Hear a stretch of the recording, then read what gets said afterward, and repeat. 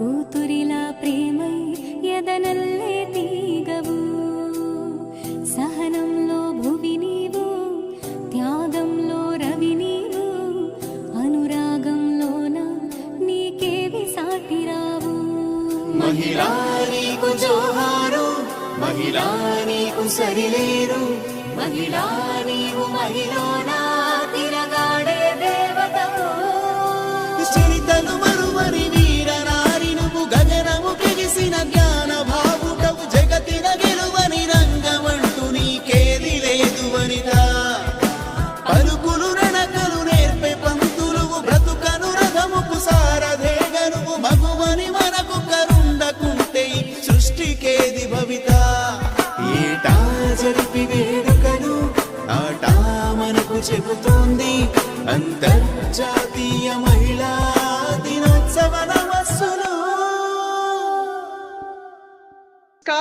And I take great pride in welcoming you all to the American Telugu Association Women's Day celebration. America Telugu సంఘం వారి ఆహ్వానాన్ని మన్నించి ఇవాల్టి కార్యక్రమానికి విచ్చేసిన మీ అందరికీ కూడా సాదర స్వాగతం పలుకుతున్నాం. We have two very important occasions today. Today marks the beginning of the Telugu calendar, which is Ugadi. Ugadi is a very auspicious day to start with new resolutions, build new hopes and dreams for each one of us participating in this event today. The American Telugu Association has been a pioneer in bringing communities together and fostering a harmony in all the Telugu people worldwide. And more so in the last 20 to 30 years, they have been focusing on the development of women. ATA has been a pioneer in bringing women leaders to the forefront and encouraging them, supporting them, and ensuring that they get their due place in the society. ఇవాల్టి కార్యక్రమాన్ని మొదలుపెట్టబోతున్నాం. Since it is auspicious for all of us, let us wish each other a happy Ugadi and begin this evening's proceedings. For many of us participating here, it is morning, so let us welcome the day and the evening with all our hearts. And with no further delay, I'd like to welcome Samira Sripada Garu, who's going to render a prayer for all of us before we start this auspicious evening. Over to Samira.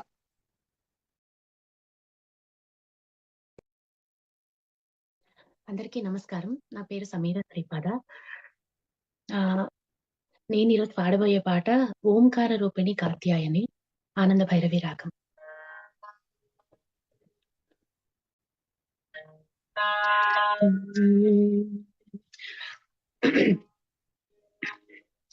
ఓంకార రూపిణి కాత్యాయని ఓంకార రూపిణి కాత్యాయని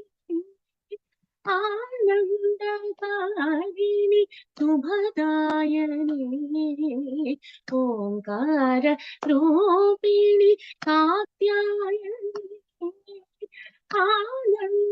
ఆనందకారిణి శుభదాయని ఓంకార రూపిణి కాత్యాయని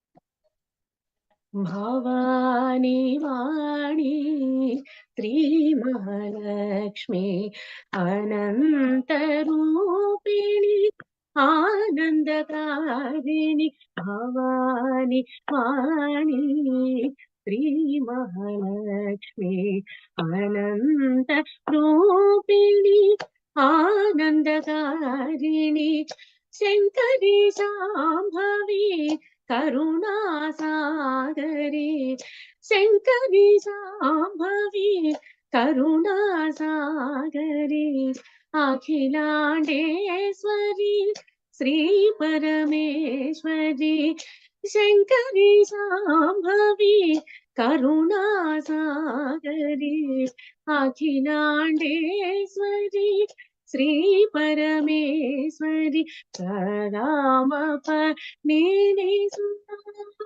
సాని పమ గమగ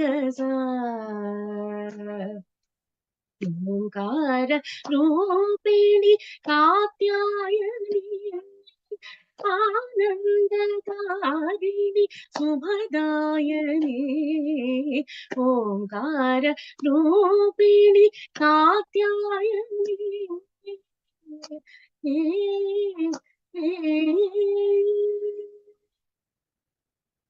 Thank you so much. Thank you very much, Samira Sripada Garu. Samira Sripada has been teaching Carnatic music to children and adults in the USA for the past 10 years. And she's founded Sripada Sangeeta Alayam, a school of Carnatic music in Texas. And we are really delighted to have this beginning with her auspicious singing.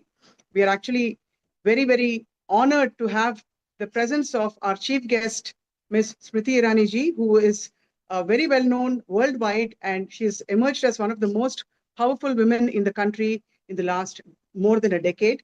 In her 25 years of journey, I'm sure she has seen wonderful experiences, and she is going to share with us her journey in a little while.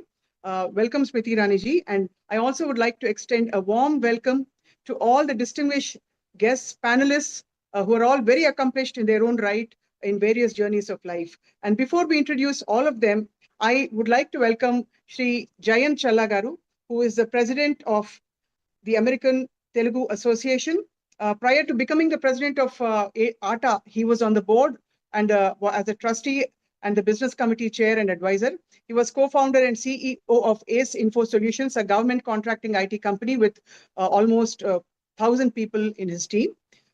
He currently advises and mentors small businesses. He is actively involved in multiple non-profit organizations. As part of a non-profit organization he co-founded, he provides free training to rural Americans. Over to Jayant Challa Garu to give the welcome address for today.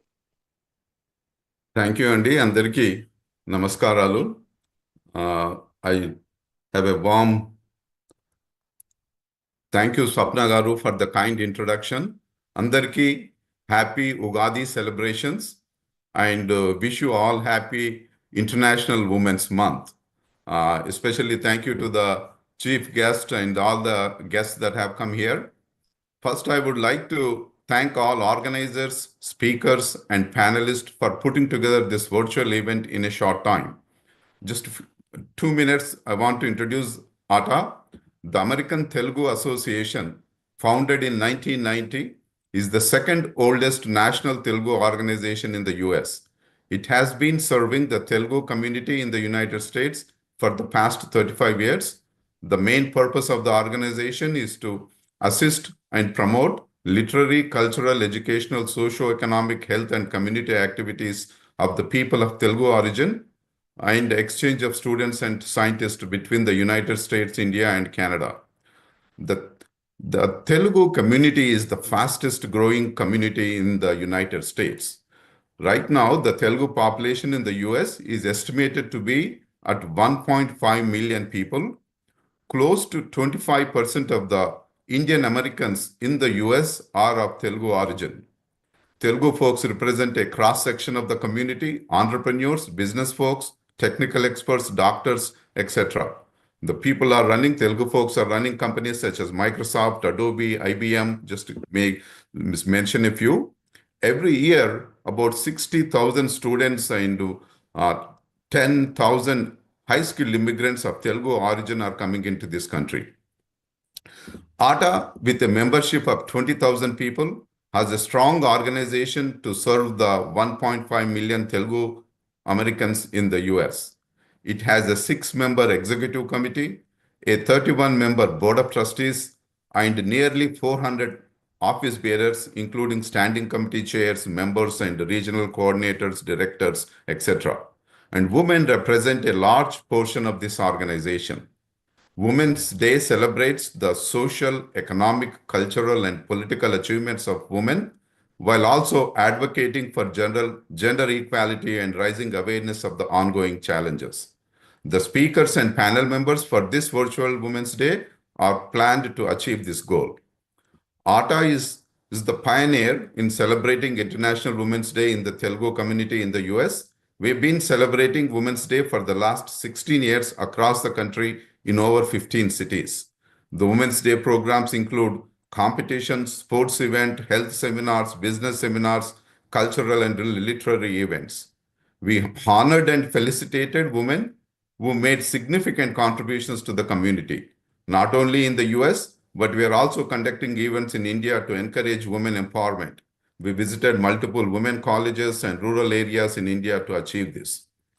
Just to, we have planned a lot of events for the next couple of years. I just want to highlight quickly, we are planning some of the programs we are planning are youth conference and events to encourage second generation youth participation in Ata and Indian and Telugu cultures, Mother's Day events to honor motherhood and their sacrifices, business seminars to encourage entrepreneurship in all areas, not just IT. This will encourage networking and funding for new businesses, sports tournaments across the country to highlight health and fitness, health camps to provide free checkups and tests, and health seminars to bring awareness in common problems and diseases. Of course, the Seva activities form the foundation to help the community, especially students coming from India, visitors, women, and the elderly. And if you are not a member of the organization, please visit our website at artaworld.org to become one and participate in all our future programs. Finally, ATA will collaborate and partner with other nonprofit organizations to help the community. If any of you have suggestions or ideas, please don't hesitate to contact us. Thank you and look forward to the presentation. Thank you, Jain Chalaji. This event is definitely a testimonial to your commitment to women empowerment and bringing inclusive conferences and seminars like this. And with no further delay, we're all waiting to meet in person Smriti Irani ji, Cabinet Minister of the Government of India, a young global leader, and she has made a true impact in her various roles as a Minister for Women and Child Development, as Minority Affairs Minister, Textiles Minister, Education Minister, and various other roles. Smriti Irani ji continues to inspire us as a distinguished leader with over 25 years of experience in governance and policy making. She has held pivotal cabinet positions, leading transformative initiatives across the ministry that she has pioneered and she has led. And she has also been instrumental in digital transformation, and her presence today gives us a great hope that women empowerment in its true essence is actually not far away, but it's part of our lives today, and we can actually move towards better steps and andariki anukulanga unde vidhanga సాధికారత అనే అంశానికి నిలువ అర్థం స్మృతి ఇరానీ గారు, వారికి సాదర స్వాగతం పలుకుతున్నాం.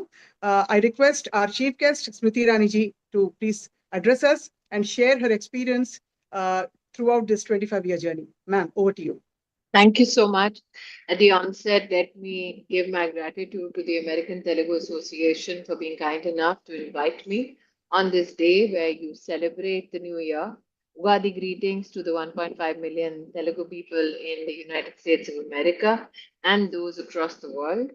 I'm particularly delighted that I'm called to speak on the Women's Day issue on a day that brings forth new promise, new hope, with old belief systems that have culturally helped us being valued across the globe and which help us build a better and more inclusive future.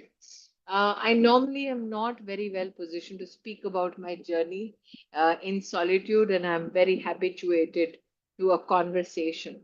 But instead of just talking about me, let's contextualize what Women's Day is actually all about. In our country, and possibly we are the only nation on the face of this planet, where our war for independence against colonial forces were fought by both men and women. We are possibly the only nation where we saw a mother, a young widow, tie her child to the back, strapped across her body, rode a horse, raised her sword against the British Army, with an army of Indian men following her. That is Lakshmi Bai, which was featured in your opening title montage. We are the only nation on the planet which civilizationally has the concept of Ardhanarishwar, where Shiv and Shakti come together, and their blessed union is what culturally the fulcrum of our thought process and our beliefs. We are the only country which can proudly say that while man went to the moon, the Mars vision was heralded by women of India. We today proudly say that I can't speak for other democracies across the world. The Supreme Commander of the Armed Forces in India is a lady President Draupadi Murmu.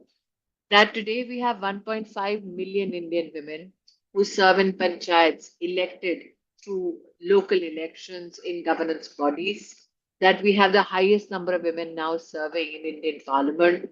We are one of the very few democracies and the largest democracy in the world that has passed 33% reservation for women in parliament, and that too when the new parliament building was being inaugurated. What better an inauguration than inviting the force of Lakshmi, Saraswati, and Durga to Parliament, that being the 33% reservation bill that was passed.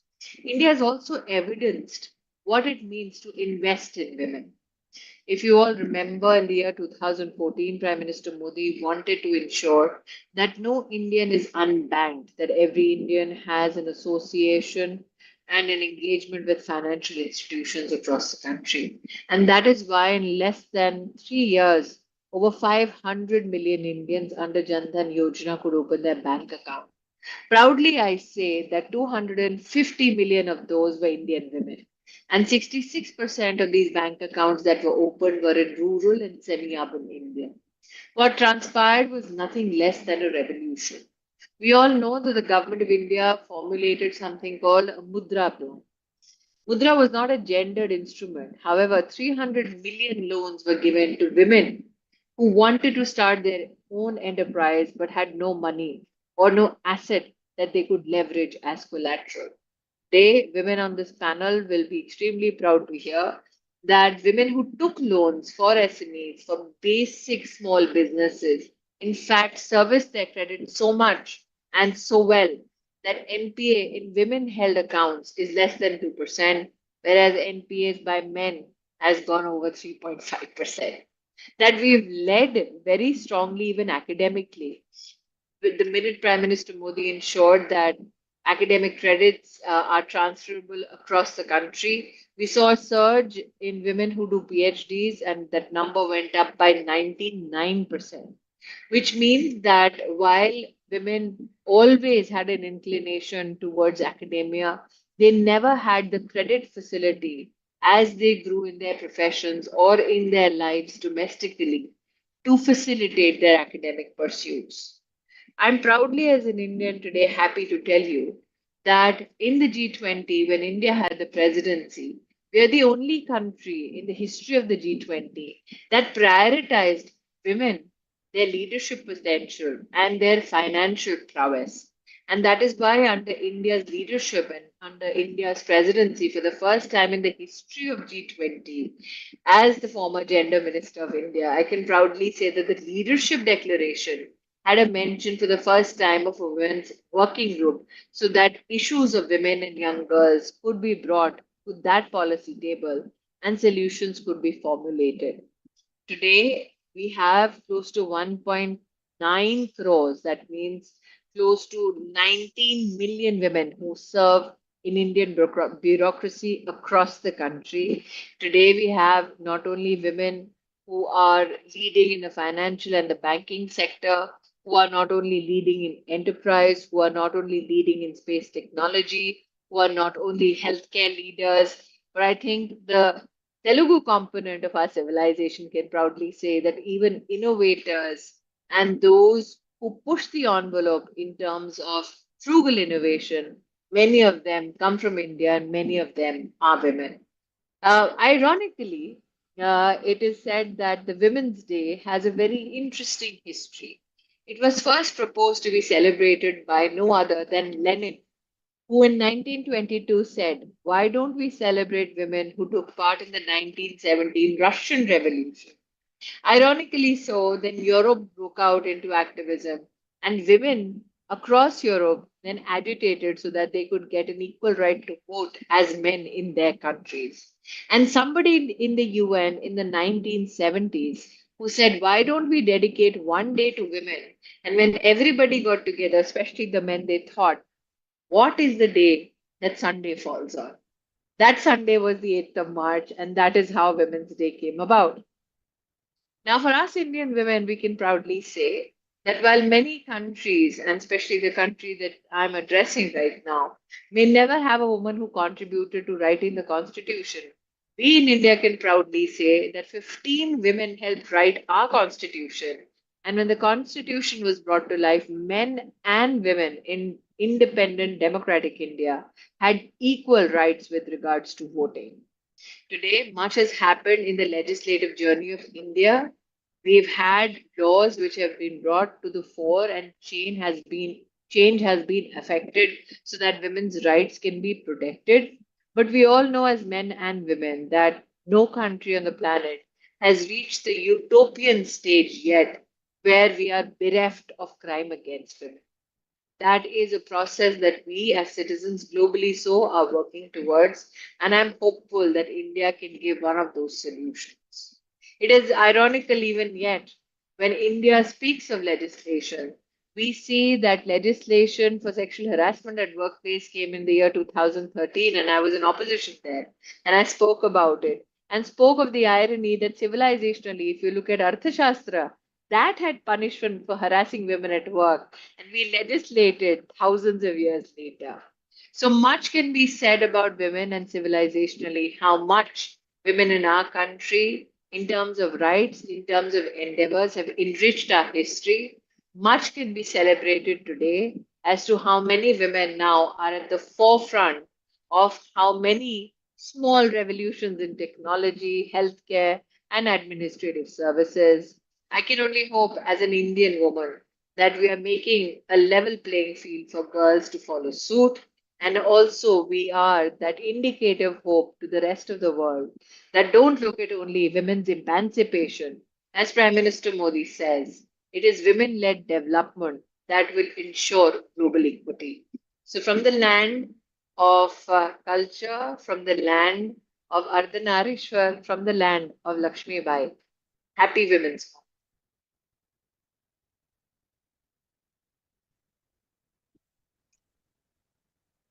Priti ma'am, thank you so much for those wonderful reminders of the progress we've been making, the empowerment that we've already achieved. With your permission, ma'am, we just have a couple of questions about the same thing that you just addressed. Sure. The first and foremost, we have a lot of legislations in place, and some revolutionary changes have happened in India. But yet, when it comes to implementing these laws, there are certain bottlenecks. How do you think, ma'am, we can overcome them at an individual level? Whoever as a- has positioned this question needs to answer what the bottlenecks they presume they are. So If the you're bottleneck- speaking, which city are you speaking to me from? I'm speaking from Hyderabad, ma'am. I'm a journalist here in So Hyderabad. ask me which woman sitting in New York right now who has joined us can move about in New York without fear. Which woman in London can keep her iPhone in her hand and cross a street? Today in So- India, we have one-stop centers across every district where under one roof, women in need, and especially those who are victims of violence, can get immediate legal aid, help from the police, help from medical professionals, and a short stay home. Today in India, we have 1,063 fast-track courts where over 2 lakh cases have already been resolved. In every state in India, we have a women's helpline, and there's a national 181 helpline which responds immediately, and the response time is less than 5 minutes at the national helpline as well. These numbers speak about the change that India has undergone. Ask friends across the globe how much time does emergency services, let's say in the UK and the US, take to reach people. Their countries, especially your friends in New York, will tell you, which are right now dealing with rat infestation. We as Indians need to celebrate at least the long strides that we have undertaken completely as Indians, cohesively, collectively.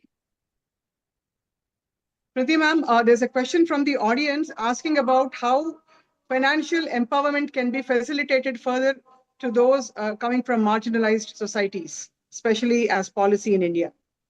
Today, we have something called the self-help group revolution, which is underway, where 9 million women are working they're 9 crore women, so that's 90 million women who are working in self-help groups. Their yearly turnover is around $37 billion. currently, their funding till now from the government's treasury has been around 8 lakh crore rupees. These are the women who are actually bringing grassroots economic revolution in our country. Prime Minister Modi has already unleashed a program called Lakpati Didi, where over 10 million women are already Lakpatis.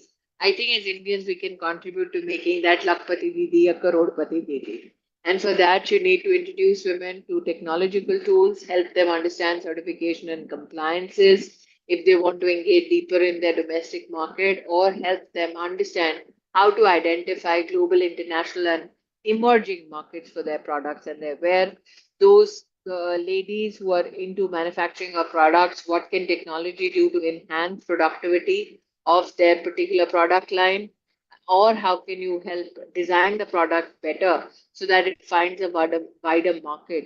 Those are the kind of elements we can contribute to. We'd like to thank you for that wonderful, inspiring, the words of wisdom that you've given us today.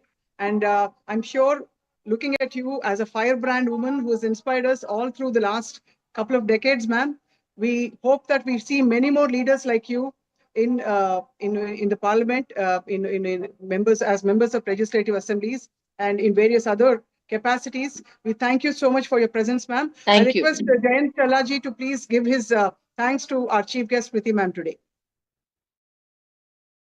And thank you, our heartfelt thank you to Smriti Irani ji. I know this was a last minute thing and you have to reschedule certain things to address this dynamic Telugu American and Indian American community here and in India. We wholeheartedly, again, thank you for taking time, and we look forward to, sometime meeting you in New Delhi or when you visit the US. Well, I am welcome in you. the US. I'm going to speak at Harvard, Berkeley, Stanford, Kellogg, and the Arizona State University between the 10th and the 20th of April. So if you're anywhere near the vicinity, I'm happy to meet. Oh, definitely, ma'am. Our Telugu community will definitely meet with you either in one of those cities. When you are there, we will get your schedule from Sandeep ji, and we'll try to arrange a get together with ATA leadership. Look forward. Namaskar. Thank you very much. Thank you, Jayant Challagaru. Let's have a short break now, and we will commence our first panel discussion in just a couple of minutes.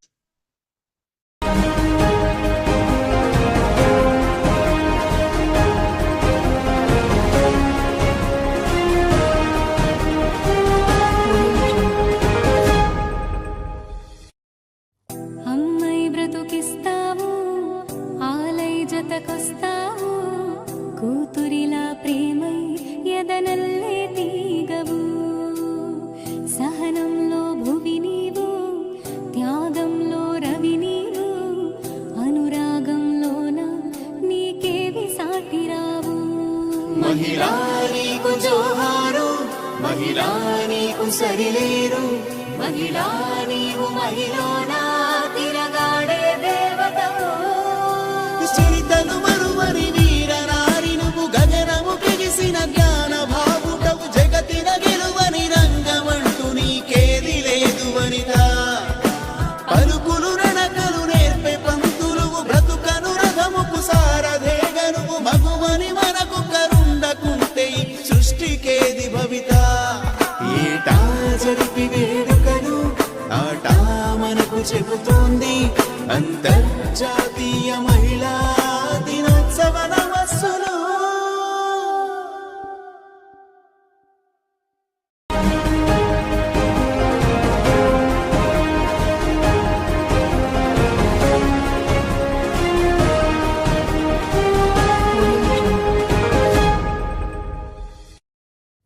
అమ్మై బ్రతుకిస్తావు ఆలై జతకొస్తావు కూతురిలా ప్రేమై ఎదనల్లే తీగవు సహనంలో భువి నీవు త్యాగంలో రవి నీవు అనురాగంలోన నీకేవి సాటిరావు మహిళా నీకు జోహారు, మహిళా నీకు సరిలేరు, మహిళా నీవు మహిళనా తిరగాడే దేవతవు. చరితను మరువని వీర నారి నువ్వు, తెలిసిన జ్ఞాన భావుటవు జగతిన గెలువని రంగమంటూ నీకేది లేదు వనిత పలుకులు నడకలు నేర్పే పంతులువు బ్రతుకను రథముకు సారథేగనువు మగువని మనకు కరుండకుంటే ఈ సృష్టికేది భవిత ఏటా జరిపి వేడుకలు ఆటా మనకు చెబుతోంది అంతర్జాతీయ మహిళా దినోత్సవ నమస్సులు.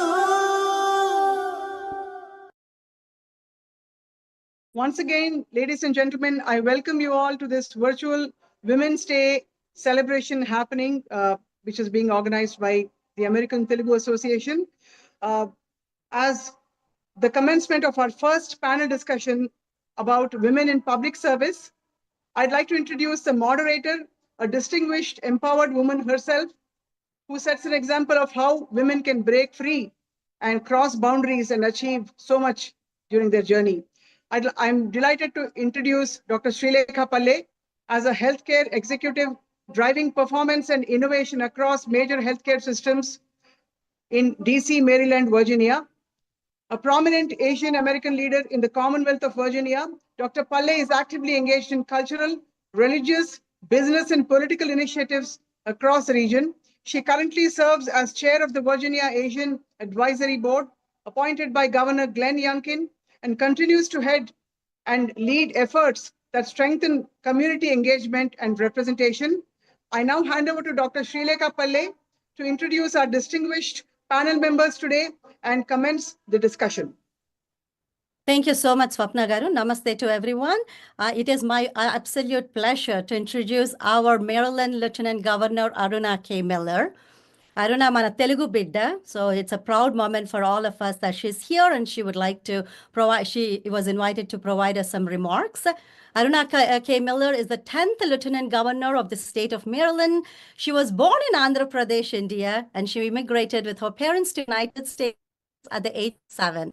Throughout her career, which I've followed for 2 decades right now, Ms. Miller has devoted herself to public service and to removing systematic barriers so we can create opportunities for all. As Lieutenant Governor, currently she focuses on key policy areas, including transportation, mental health, and STEM equity. Aruna Miller Garu, we are so thankful you took the time to join us on this Women's Day celebrations, and I will open up to you for your welcome remarks. Srilekha Garu, thank you so much, Andy, for that wonderful, warm introduction. And to everyone, namaskaram, happy Ugadi, and those who are also celebrating happy Eid. May this season bring you and your families new beginnings, joy, and peace. And I also want to say thank you to everyone that made this event possible. Making events look easy takes a whole lot of hard work. So thank you to everyone. And I especially want to say that it's an honor to be here at the American Telugu Association and to join so many distinguished speakers, change makers, and barrier breakers. Thank you for your extraordinary leadership. And Rani Ji Garu, as you mentioned, India is the largest democracy in the world, and US is the oldest democracy. So it's a great union and a friendship between India and USA. But certainly we have much to learn from India and, when it comes to women's empowerment. So I want to give a big heartfelt congratulations to Charuni Pattabandi Sanchez on becoming the first Indian American Secretary of State in Delaware's history. Representation isn't only about women stepping into leadership. It's also about the men who walk beside us, who believe in our strength, and who amplify our voices. So a great big shout out and gratitude to Na Friendu, Mi Friendu, Jay Garu. Jay Garu, thank you so much, Andy, for your extraordinary leadership here at ATA and for always being a champion of women's empowerment. And, for those of you that are listening, Jay Garu has been part of my humble journey from the very onset, from the very beginning. So I was asked to share a little bit na story gurinchi meeto maatladtam. So everybody has a story to tell. Na story idi. Like some of you, as Sri Lekha Garu mentioned, I'm an immigrant to this country. And I became a citizen in the year 2000. But I want to say that every opportunity that's been given to me is because of the risks that my nanagaru, my amma took to come to this country. 70s లో ఇక్కడికి వచ్చినప్పుడు in the 1960s, it wasn't what it looks like today. They took a lot of courage to be here, and I will forever be grateful for my mom and dad for the, courage that they took to give me and my siblings the opportunities we have today. So in the year 2000, I became a citizen. And that's when I voted for the very first time, and I became very active in the Democratic Party. There was an opportunity to run for an open seat in the year 2010. And many of the state leaders came up to me and asked me to run. And I was like, I don't know what it's like to be a politician because I'd never seen anybody that looked like me be elected in my state. And I had all sorts of doubts. Maryland voters, they're not going to vote for me because I don't look like them. So lots and lots of doubts went through my head. But it was my husband who insisted that I do it. And so I threw my name in the hat.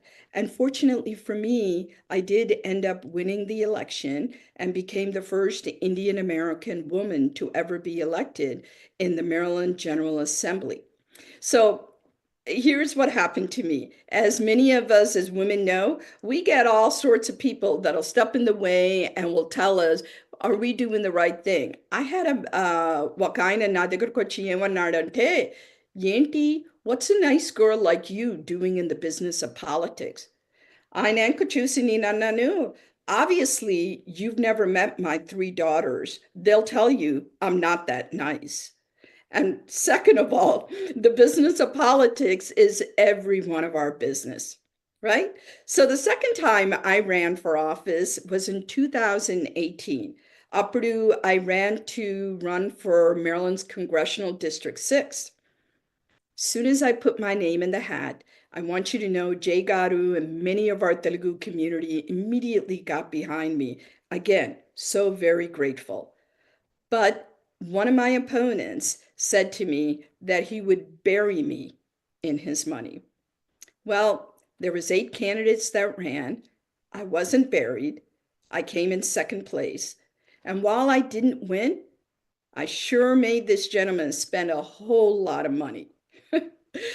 The third time I ran for public office was in the role that I'm in right now. Chala Mandi, they came up to Westmore and myself and they said, 2 people of color, I'm not sure that's a winning ticket. And, the interesting thing is they went up to my partner in this work, Wes Moore, and they told him that. They said, look, Wes, we don't recommend that you pick a woman of color because this, state has never elected, first of all, a Black governor. Second of all, 2 people who are people of color. So even I was worried. Neen Korda, I went up to Westmore. I said, are you sure you want to do this? And you know what he said to me?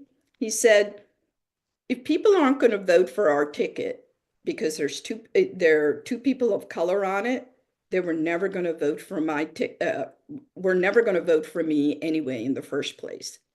And he took a bold risk and he brought me onto the ticket. And of course, the rest is history. But here's what I want to tell you a little bit about that history. Those people who underestimated Westmore on my ticket, who told us that we wouldn't be a winning ticket, they underestimated one important factor, and that was the voters of Maryland. Maryland voters blew the roof off of conventional wisdom.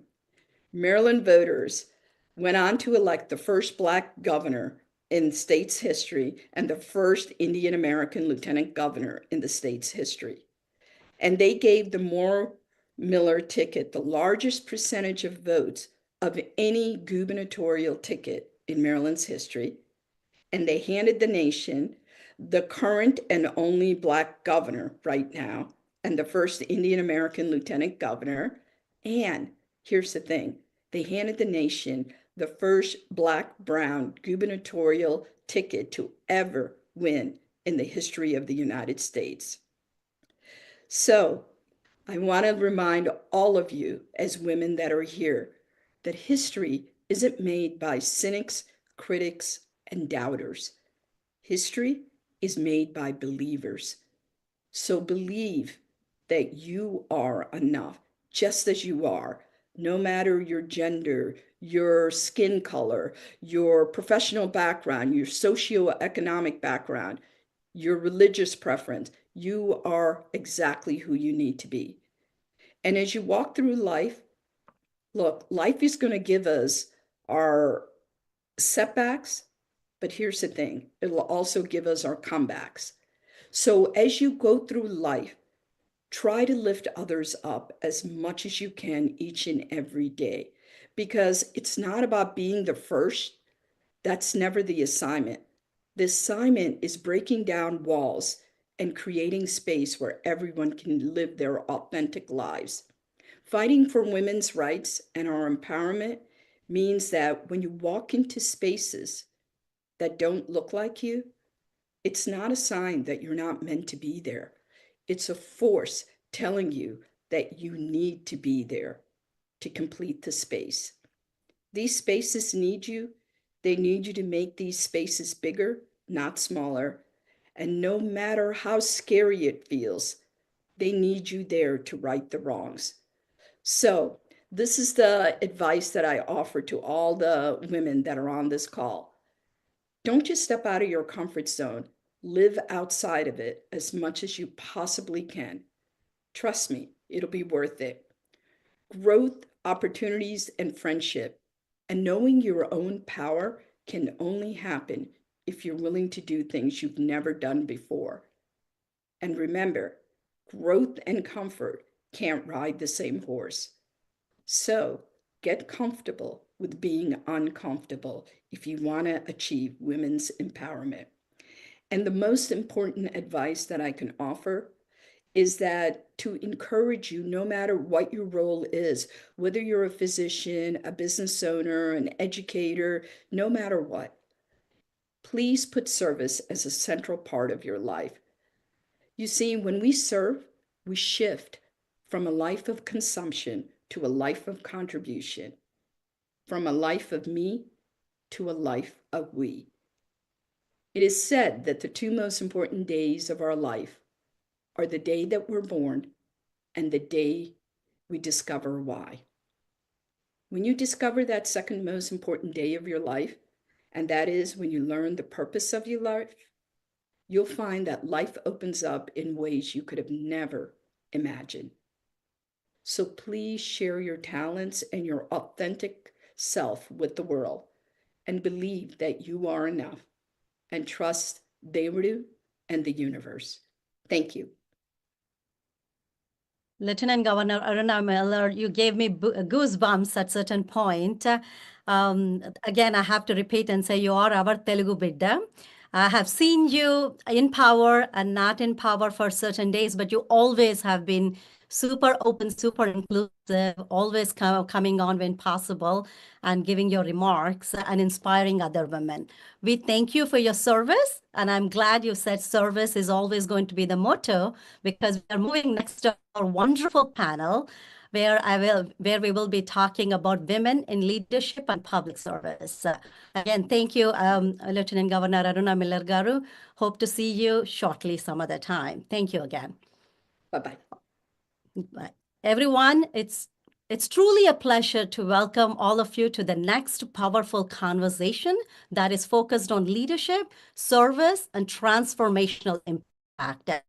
We are joined by three trailblazing women whose work spans governance, healthcare, and advocacy, and who also embody the power of purposeful leadership. These female remarkable leaders exemplify courage, innovation, and service in their respective field. Each of them have shaped policy, inspired communities, and led with clarity in terms of both opportunities and challenges. Let me introduce our distinguished panelists. First, I want to bring on Secretary Kelly G.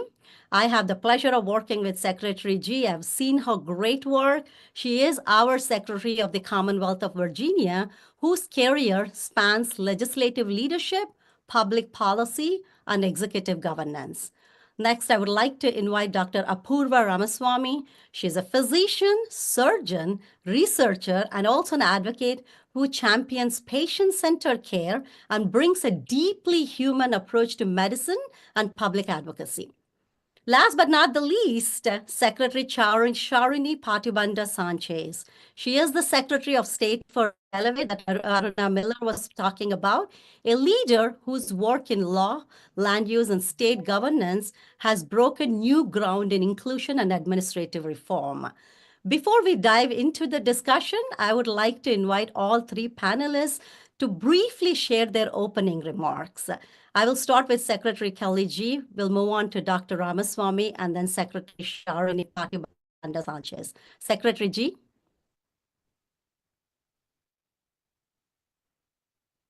And to be a part of this esteemed group of women. Events like today showcase that empowered women can and should empower other women. It falls on all of us to lift up the next generation of females leaders.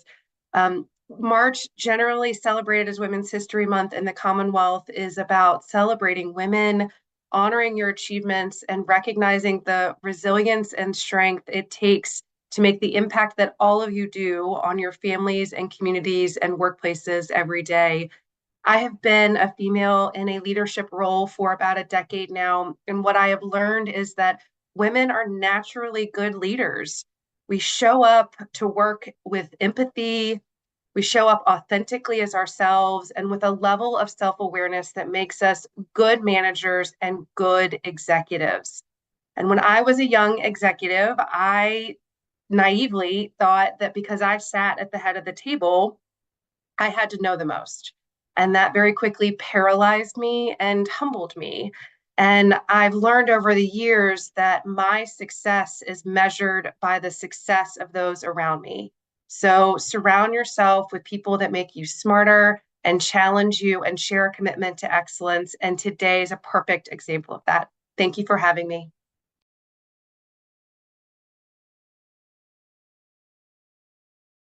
Marks.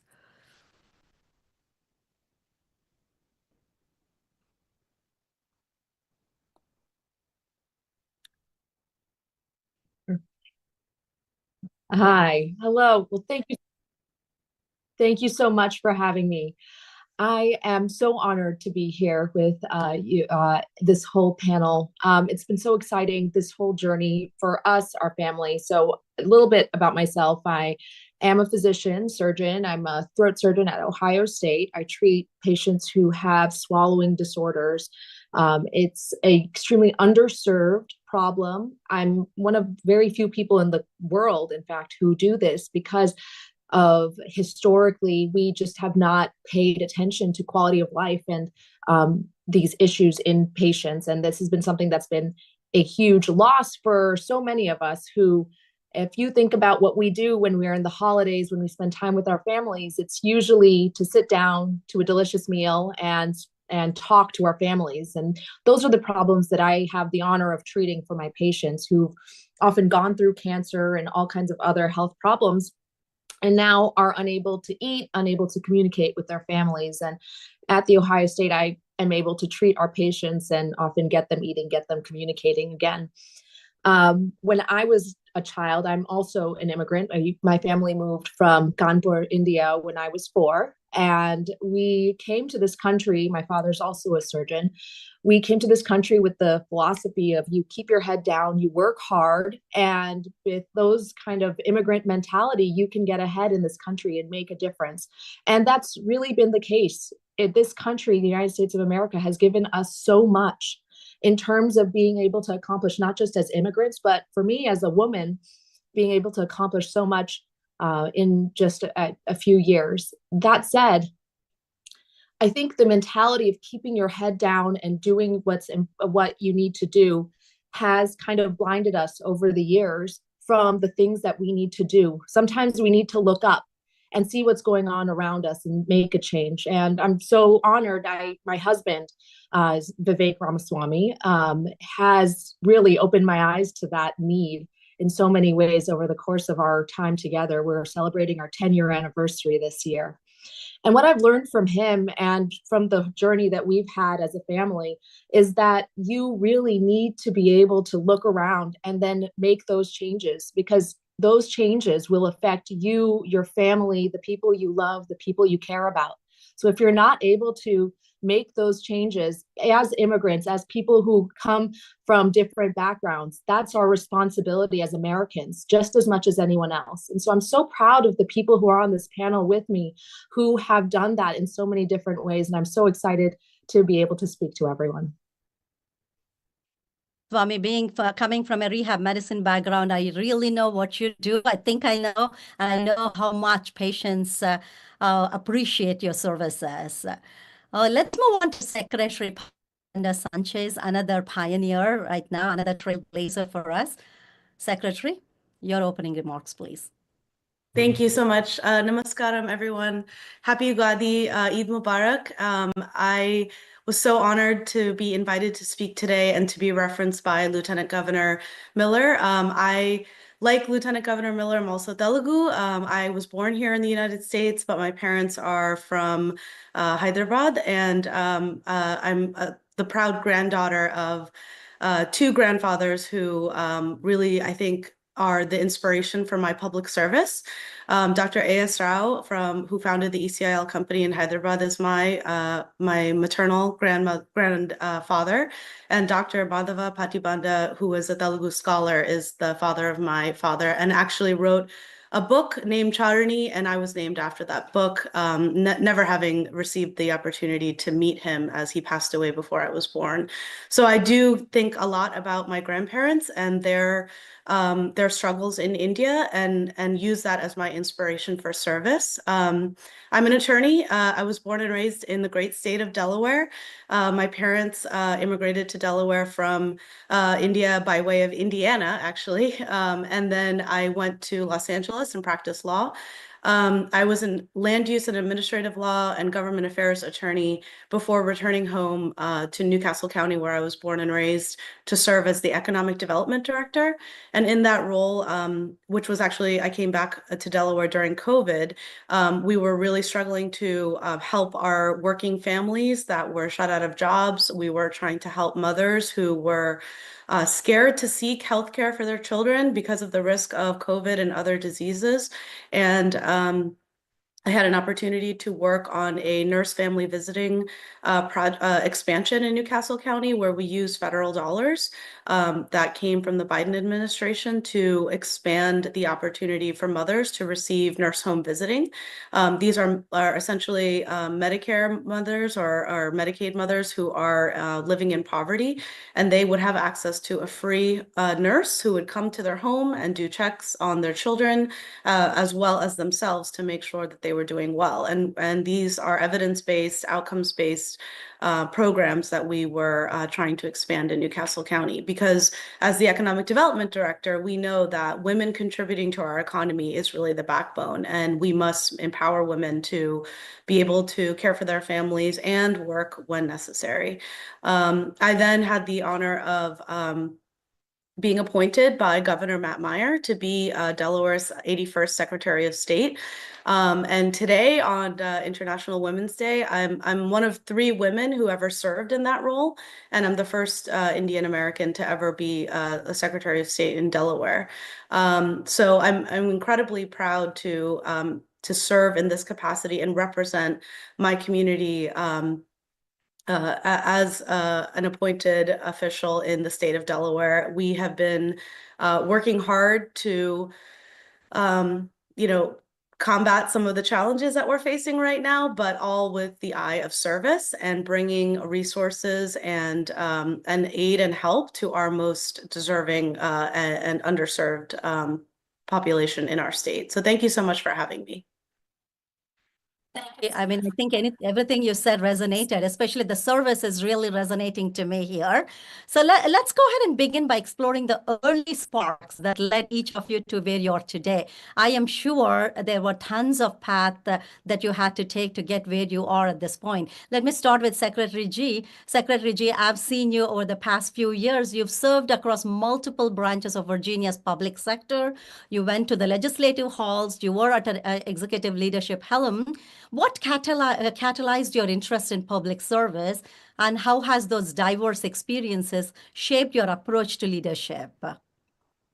Thank you for the thoughtful question. I know exactly where I was when I got this inclination that I wanted to do public service, and I've just crossed the 15-year mark of serving as a state employee in some capacity or another. I was in it was my intro to government class when I was in my first year of college, and the very first day of class, the professor named Dr. Love, you'll never forget a name like that, walked us through how every aspect of your life is controlled by the government. I mean, the food you eat, the roads that you drive on, what you're taught in schools, I mean, zoning and building codes, like literally every aspect of your life. And I felt really compelled in that moment that I wanted to be part of the conversation, not just oblivious to kind of how government was going to impact my life every day. So that's what got me into government. And since I have stayed, I truly have found my why. And I think one of the earlier speakers mentioned this, when it's not what we do, it's not how we do it, it's why we do what we do that help us thrive and succeed. And I feel like serving as a public servant and in state government, I'm in a position to bring government to the people and to allow individual citizens to be change agents to better their communities, to drive societal outcomes through policy and rulemaking. And so I truly feel like I'm trying to make government for and of the people. Thank you, Secretary G. I think you very well said, if you are not going to be one of those influential or decision maker, you have to be on the menu, just kind of watching what's going on and how your water is getting polluted, but what are you going to do about it, right? So it's great that you're in your position. Let me move on to Dr. Ramaswamy. Dr. Ramaswamy, you know, in American Telugu Association, Mr. Challa mentioned several of women are in the leadership roles, and actually several young women, as you know, in our communities, want to get into medicine path. So a lot of them are listening live feed, I can tell you that. So I want to know your journey in medicine. It spans from prestigious academic institutions and clinical innovation. I'm sure a lot of Indian American girls dream colleges, right? But my question to you is, what initially drew you to a life of service in medicine versus just being a doctor? Because you're just not that. You're always talking about service and advocating for everything. How has that evolved through advocacy and leadership? I think I learned a lot from my father, Ashutosh Tiwari. He's actually a urologist. He treats prostate cancer, and he's the head of urology at Mount Sinai. And he has been a trailblazer in so many ways. As an immigrant, he was trained in India and came to the United States. And I think some people on this call probably know what that's like, to have done a full residency and fellowship in India, then came here and did it all over again. He did all of it. He did a fellowship as well as residency again in the United States. And he then went on. He was fortunate. Bhagwan put him in a place where he was part of the first robotic prostate cancer surgeries in the country, in the world. And he is now a world leader in that. And as I grew up, I never saw someone who loved what he did more than my father. And despite everything that he went through, such grueling training, raising 2 children on a resident salary, going through everything over again, he was just in love with what he did and the honor to be able to treat his patients. And that really inspired me and what drew me to medicine. Because of my parents' hard work and a lot of luck, was able to go to some great institutions, as you mentioned. I went to Yale for college and then medical school, and then went on to residency at Columbia Cornell in New York City. And then I did my training in throat surgery at UC Davis in California. So it's been a long journey of training, certainly, to get to where we are. But I think what I would say to students or early trainees is that it's very much worth it. Medicine is still, despite everything, just an amazing field. It's a great way to earn money. We all have to, but to be able to do that while getting an intimate relationship with your patients, while being able to help them in some small way and make someone's life better and be part of such an important part of their life, is such an honor. And I feel really blessed that I've been able to do that. And I think that's something that can be discouraging when you're at the beginning of it, thinking about all of the trials. And the best thing that I can say is it's worth it. You have to work hard. But it is I think it's one of those fields where I feel like I'm close to Bhagwan by doing it. Thank you, Dr. Ramaswamy. Having a role model is so essential because you see and learn from them. And that's what we try to do with American Telugu Association. You not only have a role model in the homes, but you also see these role models like you all out in the public. It only inspires our women and girls in the community. Let me move on to Secretary Patibanda Sanchez. I'm glad you spoke about your background, but I'm curious to know your background merges like legal, local, now statewide governance.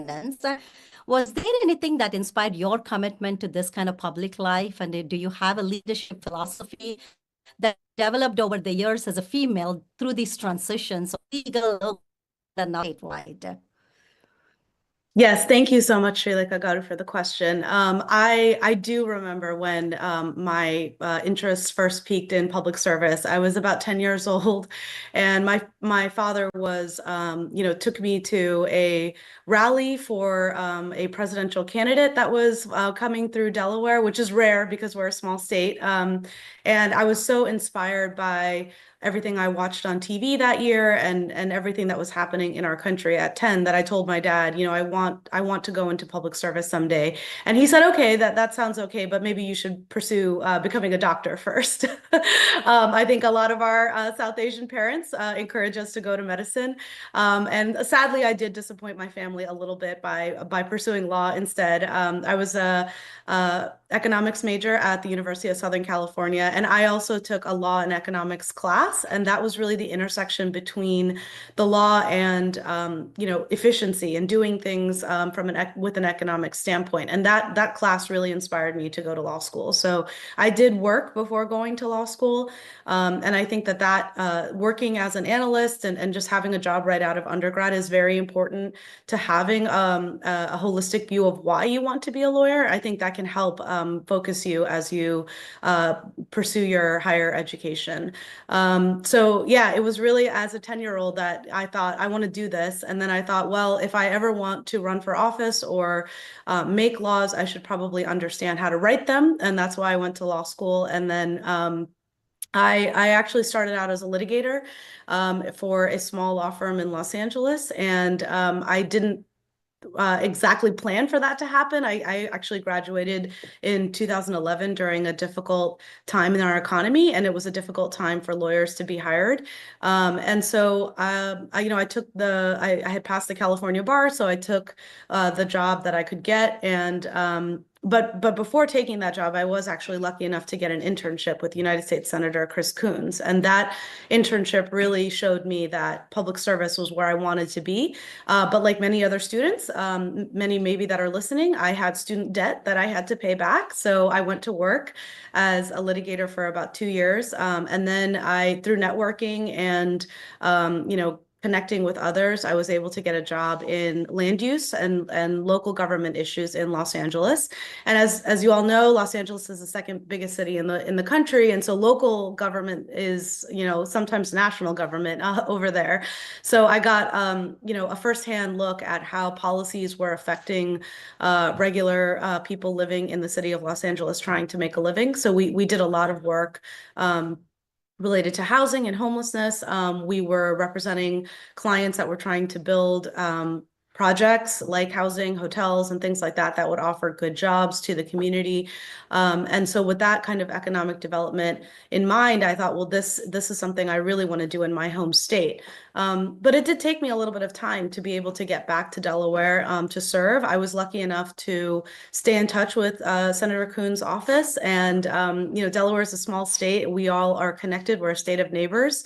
So I always just stayed connected to my roots, and eventually the then county executive hired me to be the economic development director, and that was my ability to come back and use all the skills that I learned as a land use attorney and professional in Los Angeles back in my home state. So I'm really proud to be able to have worked on so many initiatives to help strengthen quality of life for our neighbors in Delaware. Thank you, Secretary Patimanda Sanchez. I think one of the things that you mentioned, stay right to your roots, right?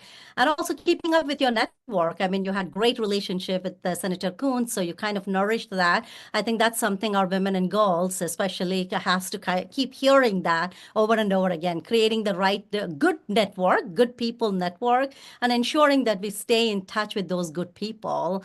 Will kind of get us somewhere, and it definitely has worked with you, and I'm sure your parents are super proud of where you are, even if you're not a physician. So ladies, each of you has led through so much of complexity to get where you are. Sometimes I think it's often in systems, they're not built with women in mind, right? When these systems were built, sometimes I also get into a situation, I said, did you ever think of women and girls? But Dr. Ramaswamy, I will go to you with question in both medicine and public engagement. Did you encounter any cultural or institutional barriers that you faced as a woman in leadership? And if so, how did you cultivate that resilience of long hours, trying to balance everything? How did that process go for you? Well, for what it's worth, I know I mentioned having to work hard as a trainee in medicine, but the hardest job I've had is being a mom of 2 boys. I think that is a full-time job, and nothing is more emotionally and physically exhausting than that process, especially in the first year. So I do think that, yes, a lot of the pathways to get to accomplishing things are difficult, especially in medicine, but I don't think that they are insurmountable. And in some ways, at least for exposure and the things we need to do in medicine, I wouldn't cut down much more than we already have. That said, I think being able to incorporate being a parent in your work is difficult for everyone. And I think that that's been the biggest transition, and the thing that we're trying to understand how it can be translated for everyone, not just people who can afford to have nannies and lots of help in multiple ways. At one point during my, the last 2 years, I was supposed to operate the next day. We have 4 nannies kind of rotating all the time. And yet, despite that, two were out sick. One was getting married, and the other one had another event out of town. And we were literally left the night before with no one to take care of my kids. And that's one of those things that it's, whether you're a woman or a man, taking care of children is very difficult while having a job. And, thank God my husband's parents were able to drive from Cincinnati. Someone else was able to come meet us at 5 a.m. before I had to leave for work. But that's difficult for everyone. And being able to make systems that are resilient to 2 people in a household having jobs while being able to have a family are so essential, because women need to be able to work. I think we've demonstrated over decades and decades that we have so much to contribute, and having a 2-income household means that someone needs to be able to be there for the children. And that's something that we as a society really need to help manage. And there's so many thoughts on how we can do that. But that's been the biggest, I think, if we're talking about systemic issues with being a parent and a leader, that would be the one. The other one that I would point to is, again, childcare over the summers. We have entire months where our children who otherwise have great childcare have nothing. And if you think about systemic barriers for especially a single woman or someone who is trying to raise their children alone, how can you do that when you have childcare only for a certain amount of time, and then you have to find that money to be able to engage them? And that leads to a lot of learning loss, has been demonstrated so many ways, learning loss and inequality. And how can we fix that is really, I think we as a society, Democrats and Republicans, have to contend with. Kind of said all the issues in such a tangible manner, right? Like having 4 babysitters. So you thought you had safety net, but sometimes I think as women and girls, we are faced with, we have the safety nets, we are able to afford certain portions of it, but when things fall apart, we still need to have that nice supporting structure. That's, I think, thank you for highlighting that. I tell all my girlfriends saying that you will only get somewhere when you have a support system. It could be parents, it could be friends, it could be neighbors, but build that network, because no matter how accomplished you are, you still have practical things like affordability, taking care of babies, babysitters not coming in. What do you do with them in summer, right? Thank you for highlighting the practical aspects. And thank you for highlighting the support system importance. So, Secretary Patibanda Sanchez, let me go to you. You are the first person of color to hold the office. Your visibility brings both opportunity and pressure too. I know folks think that's a great opportunity, but I also say it's a lot of pressure to be that first, right? Because now people are looking up to you, women and girls are looking up to you, especially in our communities. What systemic or cultural challenges have you encountered because of that? Even if you did or you did not, we would love for you to talk us through what guided you through those pressure moments. No, thank you for the question. So first, I want to acknowledge that being a child of Indian immigrants, I was incredibly blessed by parents who did not struggle so much economically. They came here for more opportunity. My parents are both retired now, but she was a pediatrician, and my dad was an engineer at DuPont. And so we were a very average middle-class family. We did not want for anything, went to public schools, and then went to high school in a institution called Tower Hill, which is a private school in Delaware. So growing up, I didn't feel disadvantaged when it came to education at all. But I will say that as a person of color, as someone who is not white, when I went away to college and started to work in the profession, I found myself to be the only person that was not a white male in many, many, many conference rooms. And that just being alone and feeling alone can be marginalizing. And I may have had a great idea, but I wasn't sure I could share it because the room was filled with men who were intimidating and probably were discounting me just because I was a woman. I was often asked if I was in the room because I was an assistant or a secretary to my boss, and instead of being his associate. That's very common. I think that happens to all women at some point in their professional lives. And that's difficult because after so many years of school and training, it's very, it can be demeaning to be referred to as something that, not that there's anything wrong with assistants and secretaries, are incredibly important to our jobs, but after training and being assumed that you play that role because obviously you're a woman, that can be hurtful at times. But I think for me, resilience is, you know why you're in this field. And that's the advice I would give to young people especially who are looking to do public service. Know why you want to serve. Have that in mind, because it's that when you wake up every morning, you tell yourself, okay, what am I doing to achieve a goal for that community or that person in mind? And that's how you structure your day. And that's how you stay grounded. And that's how you stay strong in the face of adversity. So for me, I wake up every morning and I say, the taxpayers of Delaware pay my salary. I have to earn it. I have to do something good for them. And I have to provide for the families that are counting on us. And yes, it is a lot of pressure to be the first Indian American and first South Asian and first person of color and all these things. I think what helps me get through that pressure, because I do want to be a good role model for all of our young women, especially, and young brown women, especially, that I don't want to be the last in this role. So that really is important to me, to make sure that many, many women follow me and that we nurture them. When I was in my roles in Newcastle County, a young woman came up to me, a young Telugu girl, actually. She was a junior in high school, and she asked me to be her mentor. And I did not hesitate. I said, of course, absolutely. Let's touch base. We had a great meeting. We keep in touch. She'll send me things. She has a great career path that she wants to pursue. And I always just remind people, get your degrees, get trained, do well, make money, do everything you can, and then come back and serve. Come back and serve your state, come back and serve your community. It's the most fulfilling work I've ever done. And, you know, I encourage everyone to try and serve at least at some point in their life.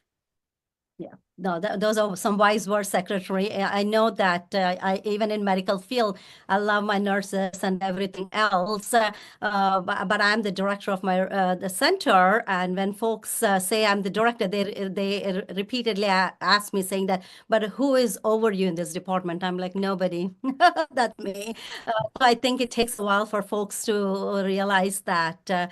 We are there because of our capability and stuff. But again, for overall, I think it's a super welcoming, a super supportive environment is what this great country provides us. But that little bias that you say, you look at female doctors and they call them nurses, no offense, but they went to 14 years of schools to be a surgeon. Let's be respectful of that education and so on and so forth. So I think a lot of us can resonate, but thank you for providing the solutions of how you came up with. Let me move on to Secretary G. Secretary G, I see you. I mean, I kind of semi-work with you. I see you in multiple roles, but not a single moment when you come to us with meetings or agenda, you come across as though you're very busy, but we see you with governor, we see you in the field, you manage 7 advisory board and another 70 more jobs. So when you're navigating so many roles across government policy, what challenges you face as women leadership, even if you do, because just because I say you face leadership, I mean, sometimes maybe you as women, you may not specifically face anything, but I would love to know, how do you stay grounded amid these competing priorities? I'm sure you get 200 emails a day. So how do you do that? So how do you stay grounded? Well, thank you. And this is actually a really wonderful opportunity to say Srilekha, Dr. Pillai has been, I mean, just an amazing friend of the Youngkin administration. She has stepped up in such a meaningful way to chair our Asian Advisory Board, which is no small feat. And she's truly helping us make inroads with the vast Asian American community. So thank you for helping be a good partner in all of this. You know, I'm not without my struggles, and I'm gonna lean a lot on what Dr. Ramswamy was saying about being a mother and being a professional.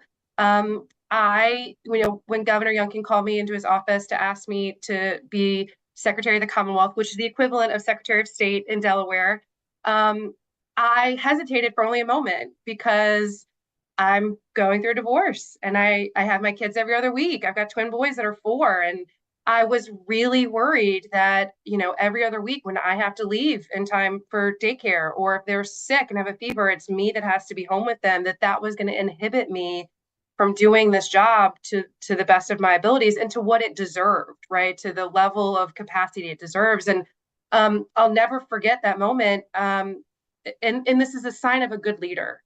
He just very calmly said to me, "It's okay. We want you. We will make it work." And we need leaders in our workplaces that recognize that we are all humans first. We have family that we have to care for, old and young.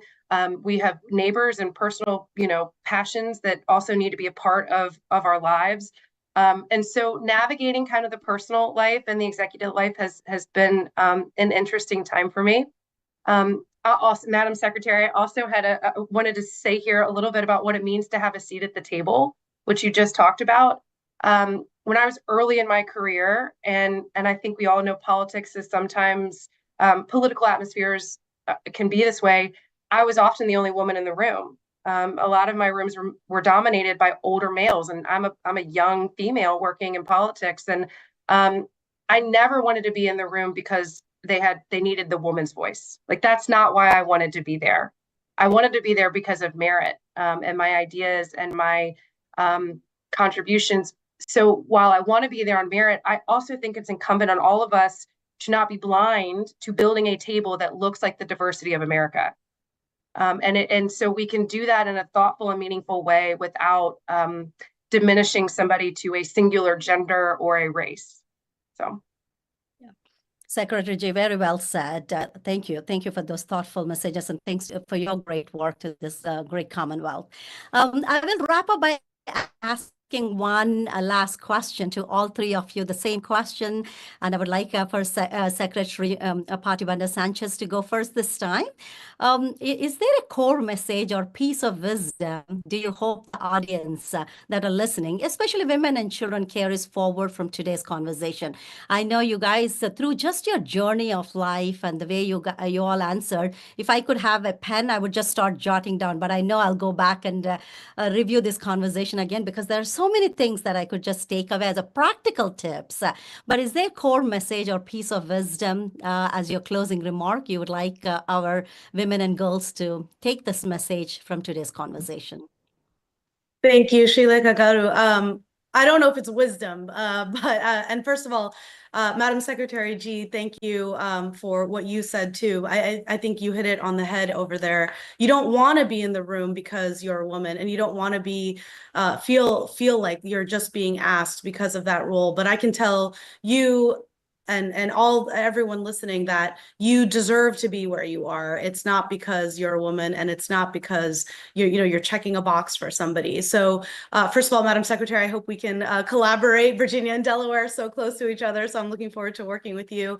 But I would say that and to that point, that your voice and your experience matter, and that when shared with others is going to help make the world a better place. I think that would be the advice that I give to anyone listening, that your experience and what you went through to get to where you are means everything, and it makes you who you are. And that perspective that you have to share to another room, whether it's filled with people who look like you or not, will only make the ideas that come out of that room better. And that's really what I've experienced. When I do find the strength to open my mouth, I feel like the end product is always better than where it started, because you're giving your perspective, and that turns out to be a perspective that so many others share. You may not know it at that time, but it's true. So thank you for everyone that tuned in and watched today. And if any of you are in Delaware and want to come learn about how to serve Delaware, please do reach out to Department of State. We look forward to having you. Thank you so much. Thank you, Secretary. I say past experiences are just right to move forward. We learn a lot from past experiences, just like the way I call it as history, right? I learned that from Mr. Ramaswamy, history. Lots of his wisdom is what I sometimes translate in my message thing. But thank you, Secretary Patibanda Sanchez. If you don't mind, stay on for another minute or so. We would like for Mr. Challa to come in, and thank you all as well. Now I'll move on to Dr. Apurva Ramaswamy. Dr. Ramaswamy, we would love to hear your pulse of wisdom as a closing remark. I think if I'm to give practical wisdom to some of the younger people on this call, it is echoes what's already been said by the Lieutenant Governor and the Madam Secretary, that it is so important. What you have to contribute is essential. All of us have an important gift that we have been given by God, and it's our job here while we're on this earth to show the world why, again, we have been put here and what that gift is. And that's, the most practical kind of advice. But the other practical advice I would say is that you have to pick who you share that life with. It is so, so important for us to have a community of parents, friends, spouses, everyone around us, mentors, who acknowledge that we have something important to contribute and are able to help us to achieve those goals. So those would be the two most practical pieces. First of all, that you deserve and need to be at the table. And second of all, that you need help and a community in order to express all of the amazing things that you are in the fullest manner possible. Again, thank you again for having us. Thank you, Dr. No, thank you, Dr. Ramaswamy. Support and network. I mean, I think you said it a couple of times, and that's a truly pulse of wisdom, especially for first-generation immigrants and second-generation immigrants, right? Until they kind of build that huge network, it's important to have their support system to succeed. Secretary Kelly G, again, saving the best for the last. Go ahead, Secretary G. What are your closing remarks for us? Thank you. I want to throw two pieces of data into the conversation that I think are going to round out what we've all been saying, which is that girls right now are in some times at a disadvantage. That 57% of U.S. teen girls report feeling sad or hopeless. And sometimes there's been data to show that there's a little bit of a gap in confidence between young boys and young girls. And I think it just, again, is incumbent on us to be examples and role models for our next generation of leaders. And I think the best way to do that is to lean into their talents and to do these types of events year round. And just remember that I think they really need a hand up in today's society to know how special they all are. Thank you, Secretary G. I know Commonwealth of Virginia does this STEM for Goals, where I try to grade those essays and stuff as a program for just encouraging STEM for Goals. So you're absolutely right. I mean, you just need a little hand up to kind of get where we are. So, I mean, on behalf of everyone here, I cannot even thank you enough for your time, insight, and most importantly, your unwavering commitment to public service and transformational leadership. I have followed all three of you for quite a bit, and I know you guys you ladies are very busy, but taking the time to come to the panel, I can tell that you brought a unique and powerful lens and also rooted in lived experience, like Secretary Patwanda Sanchez said, but also medical excellence and a deep belief in the power of women to shape the future of our communities and the country.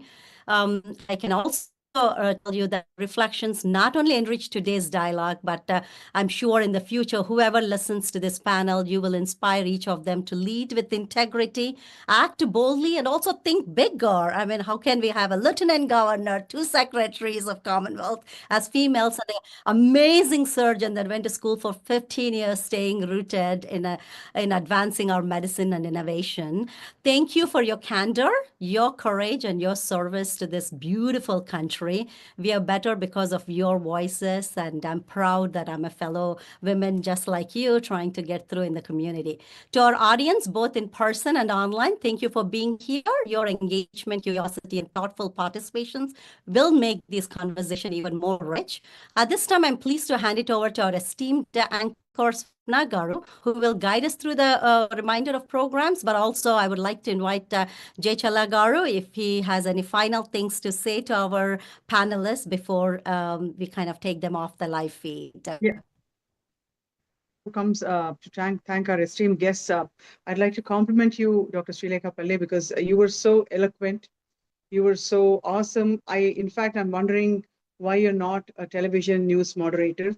You've been so wonderful in the way you've conducted the discussion today, and all our guests have been so real. These are our real heroes, and celebrating them today is an honor to all of us. Over to you, Jayant Challagaru.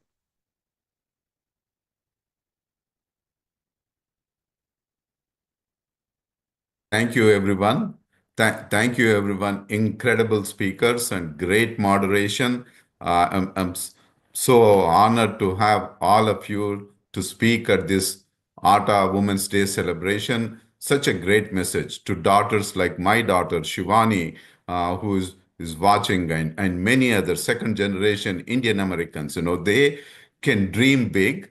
They can achieve what they want by hearing messages like you. And really, in a short notice, all of you have made time in your schedules to attend this. And we will broadcast this message, not just now, but I think in future multiple times. Again, thank you for coming here and be part of this.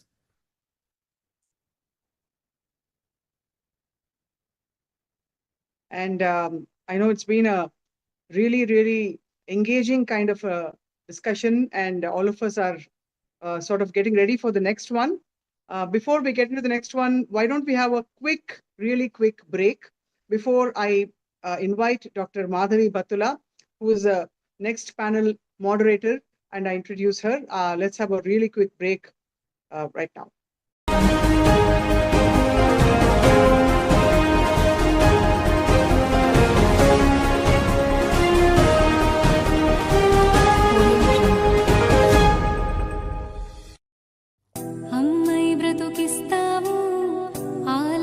జతకొస్తావు కూతురిలా ప్రేమై ఎదనల్లే తీగవు సహనంలో భువి నీవు త్యాగంలో రవి నీవు అనురాగంలోన నీకేవి సాటిరావు మహిళా నీకు జోహారు మహిళా నీకు సరిలేరు మహిళా నీవు మహిళనా తిరగాడే దేవతవు చరితలు మరువని వీర నారి నువ్వు గగనము కెలిసిన జ్ఞాన భావుటవు జగతిన గెలువని రంగమంటూ నీకేది లేదు వనితా పలుకులు నడకలు నేర్పే పంతులువు బ్రతుకను రథముకు సారథేగనువు మగువని మనకు కరుండకుంటే ఈ సృష్టికేది భవిత ఏటా జరిపి వేడుకలు ఆటా మనకు చెబుతోంది అంతర్జాతీయ మహిళా దినోత్సవ నమస్సులు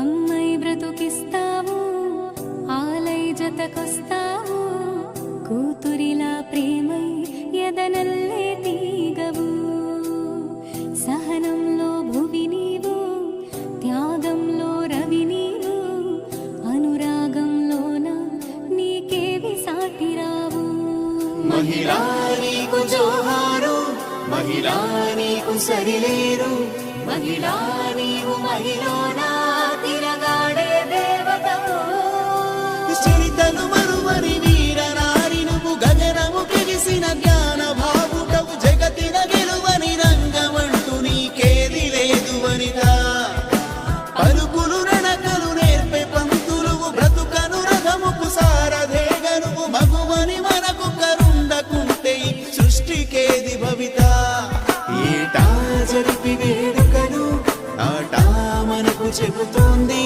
అంతర్జాతీయ మహిళా దినోత్సవ నమస్సులు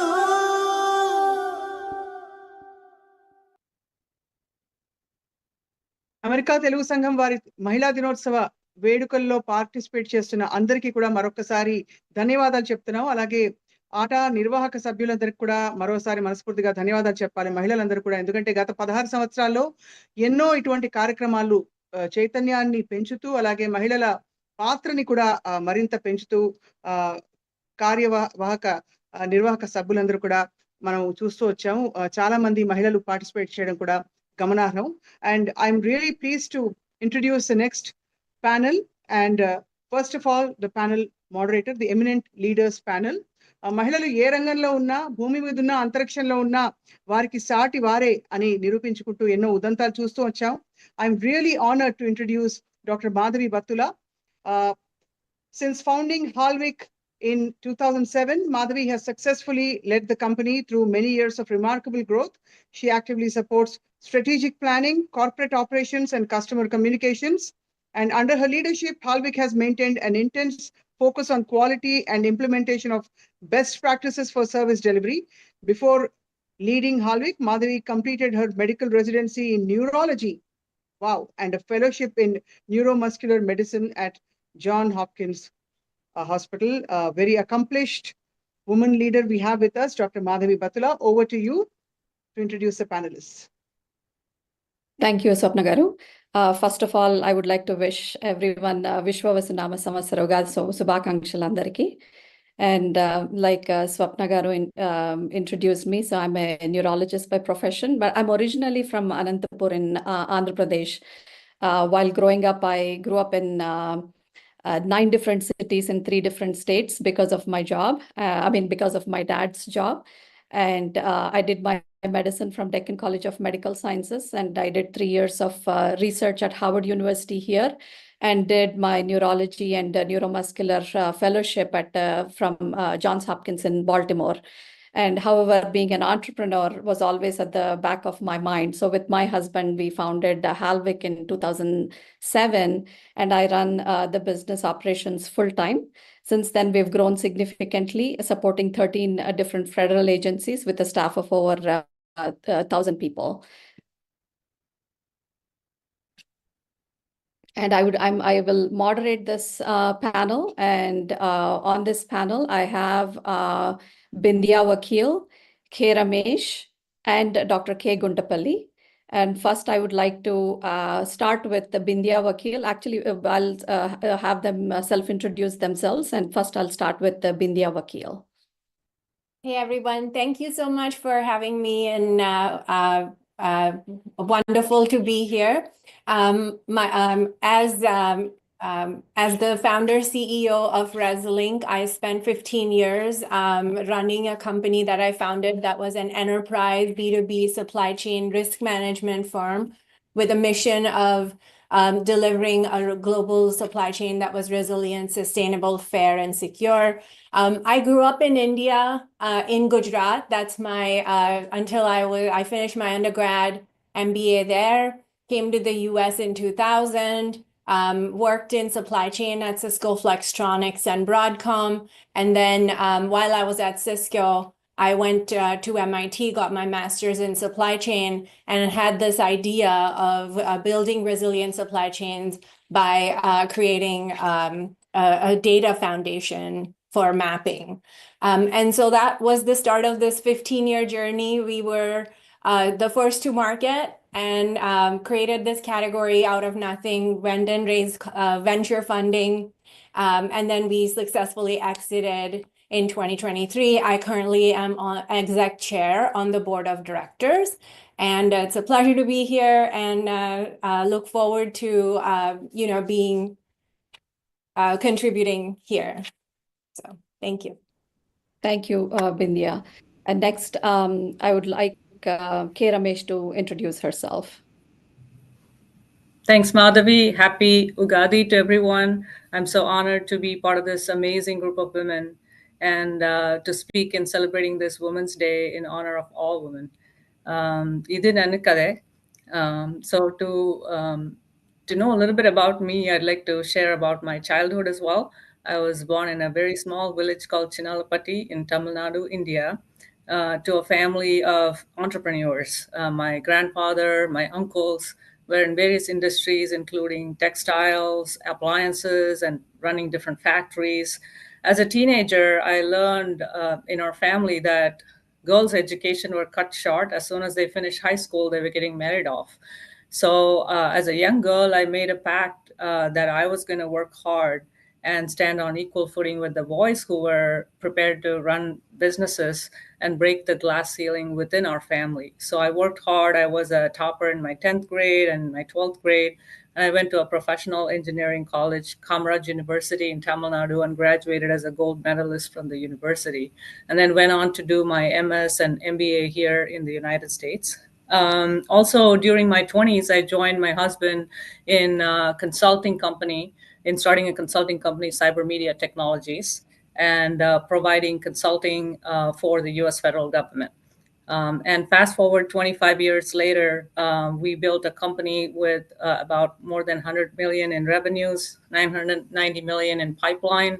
And in 2023, we actually sold majority shares to a company named Main Street Capital Corporation, which is traded in the New York Stock Exchange. So I still remain on the board of the company after the exit and being a strategic advisor to the company right now.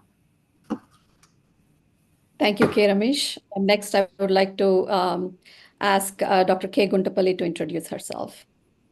Hi, thank you for having me on this panel. I'm Dr. Kalpalata, shortly called Dr. K in this country, Guntapalli.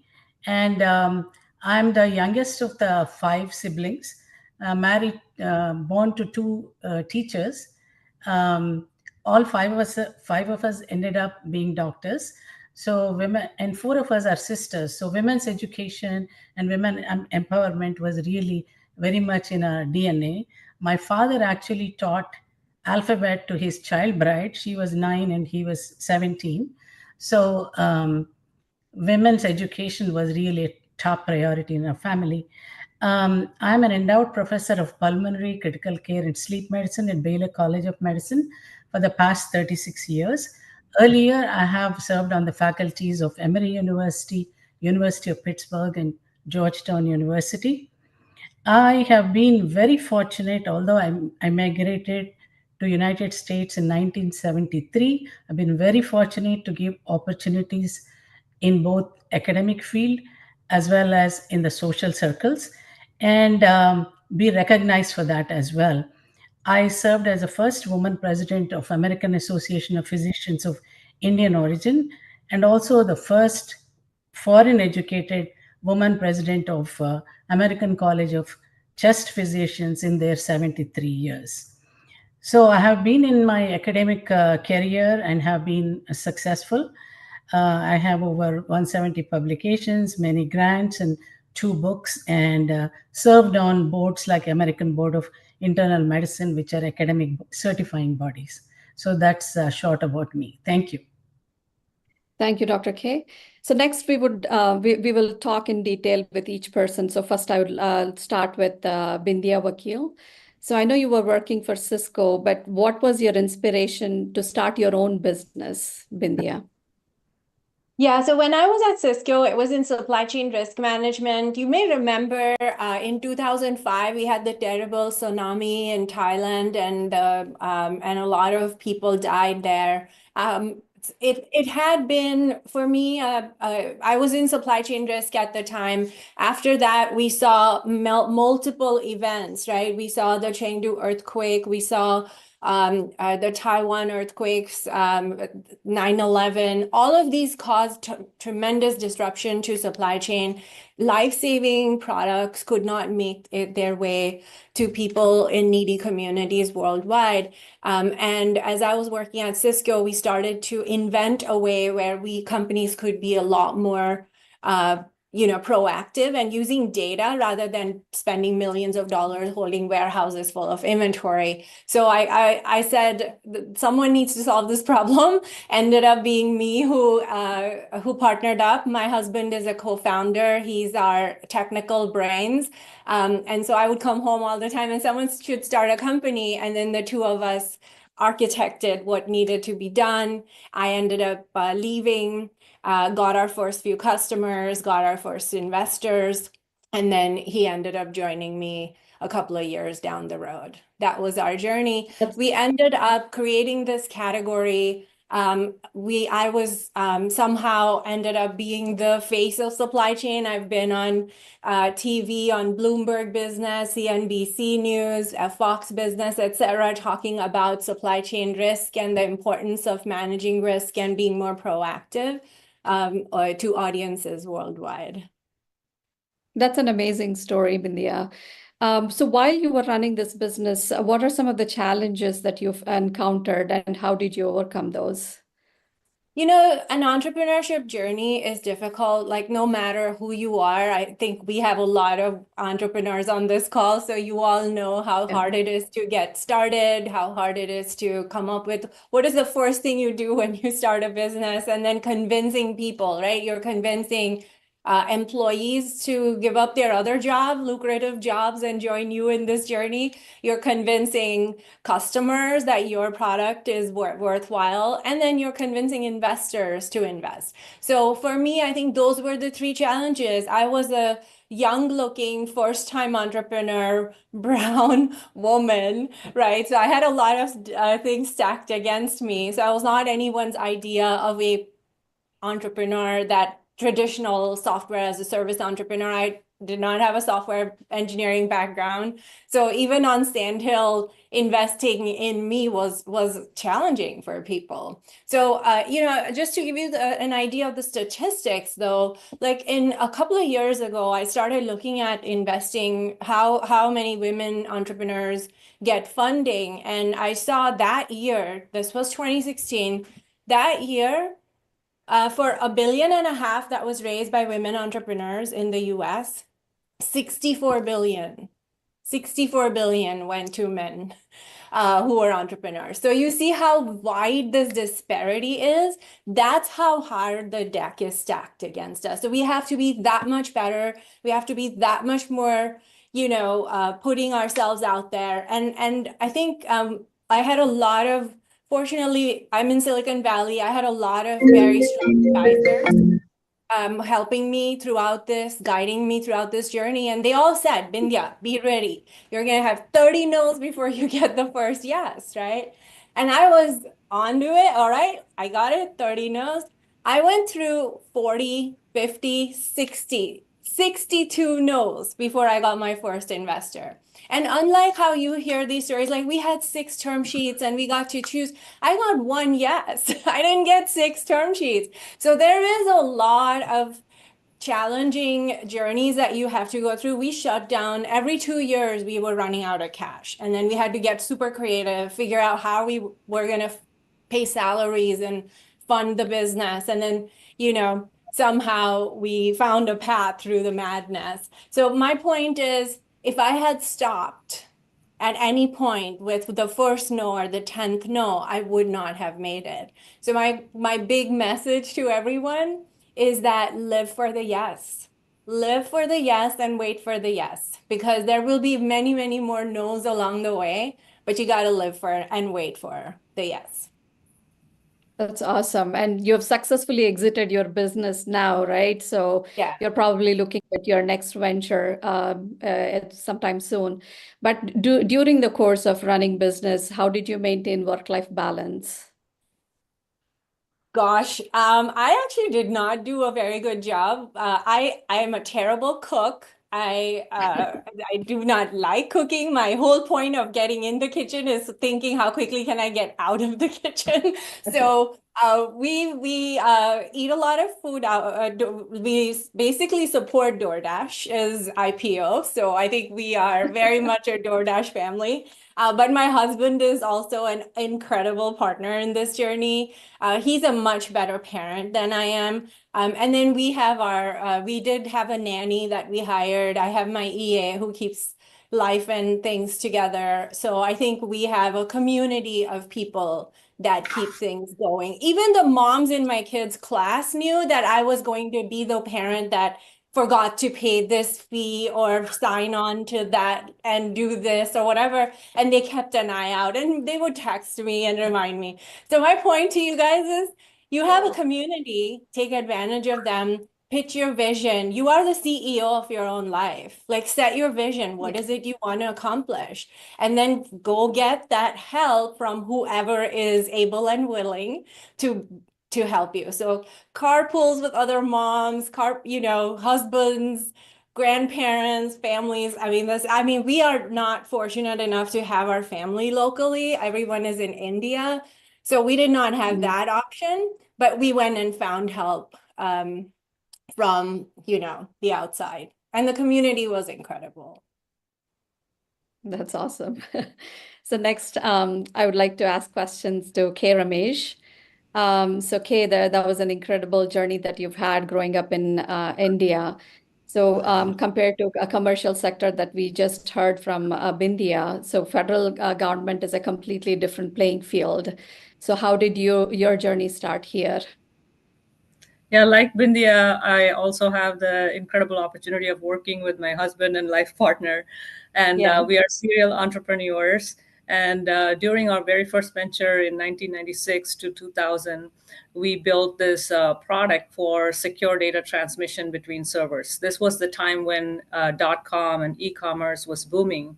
And so one of the companies here in the local area, government contracting company, got interested in our product, invested in our product, and eventually bought us out to be part of their company. And they had a lot of Army and defense contracts. And eventually they got bought out by L3, who is now L3 Harris, one of the largest defense contractors here in the area. So that journey opened our eyes into the government market space. And the fact that we're living here in the DC metro, right next to the Capitol, it just made sense for us to, when we started our second venture, it made sense for us to serve the US government. And really our goal was to provide exceptional service for better government. And that's how our journey started with the government. That's awesome. And so during the course of your running the business, I know you've exited as well. What are some of the turning points and challenges in your career? Yeah, so as you're running any business, there are different turning points, and you're constantly assessing the business as the business is growing. And then you are looking to see whether I have to stay on course or pivot, what I have to change in the business, right? One of the turning points that I think is worth sharing here with this community is that when we were a handful of employees trying to grow, I would like to use the analogy of fishing, where everyone in the company would go look for opportunities, and then we would bid, and we would catch that one fish, one opportunity, and then come cook it and clean it and eat it, and then go back to the lake for more. By that time, more fish has already gone by. So we were growing in bursts a little bit at a time. And so we were assessing about how can we do this differently so we can scale the business. We were looking at some of the large companies where they have teams of people who are going and looking for opportunities, and then teams of people who are executing on the opportunities that have already been won. So we said, why don't we start restructuring ourselves around that? So we created a sales team whose job is basically to go find opportunities, do the fishing. And then we had the delivery and operations team who is basically executing, organically growing, nurturing our current clients. So once we started restructuring that, that was a pivotal moment in our business where our business started growing, our pipeline started growing, and our business started humming, our business engine started humming, and we were able to parallelly grow and bring new opportunities and take care of our clients at the same time. So we were able to grow and scale the company from there on. So that was a very pivotal moment in how we structured the company for growth and consciously worked towards the growth trajectory. Yeah. Awesome. And looking at your resume, you did your MBA from Smith School of Business. So how did your MBA help in running business? And do you recommend other women to consider pursuing MBA? I think that question goes to you, Bindya, as well, but I'll let Kay answer that question and I'll come back to you. Sure, Madhavi. Yeah. So I did my bachelor's in electronics and communications in India. And then here I came and did my master's at George Mason University in information technology. And we'd already been running the business, and I felt that it would be good to have a formal education in business, so that would be another way to make the business run efficiently. So I went and did my MBA at Smith Business School for marketing and finance. But I would say that in any business, there is hard skills and soft skills, meaning I learned a lot of my soft skills learning from watching my grandfather, watching my uncles. How do you treat your customers? How do you work with your partners? How do you set up short-term, long-term goals for the business? How do you set up the vision for the business, right? And then the business schools teach you the hardcore skills where they're teaching you how to set up your profit and loss, how to set up your balance sheet, how do you set up your brand identity, how do you set up your marketing strategy, right? But when you put that soft and hard skills together, it becomes a powerful engine. And how you use the different pieces to grow your business, that is your secret sauce. So I really would recommend women who are considering MBA, whether you're taking a career path or thinking about starting your own company, that it's definitely an additional tool in your toolbox to consider. Yeah, it really helped me for sure. Perfect. Thank you. and And how about Madhavi, you, did you Bindya? You did wanna- your Yeah, you sorry. did your MBA from MIT. So what are your thoughts on pursuing MBA? Yeah, look, I think it's really important for everyone to really understand how money works in this world. Money drives everything. And so whether you're planning to be an entrepreneur or whether you're going to work in a hospital or any, like knowing how the people who manage the money think and what their care-abouts are is incredibly valuable education for your personal growth and your professional success. So I'm a huge proponent of getting a business education, whether you do an MBA or not. Like, we're in this incredible age where you can watch YouTube videos for any topic imaginable or get certifications for anything while you're working. So business is not one of those things that you need to have a structured MBA education. You can learn about business in many different ways. My point is learn about money, learn about all kinds of business topics, because you could be in a job and knowing about how the people around you, your stakeholders, think, what are their incentives, motivations, and care about, will be an incredible boost to your personal, how you come across in these conversations. Madhavi. It'll help you connect with your audience.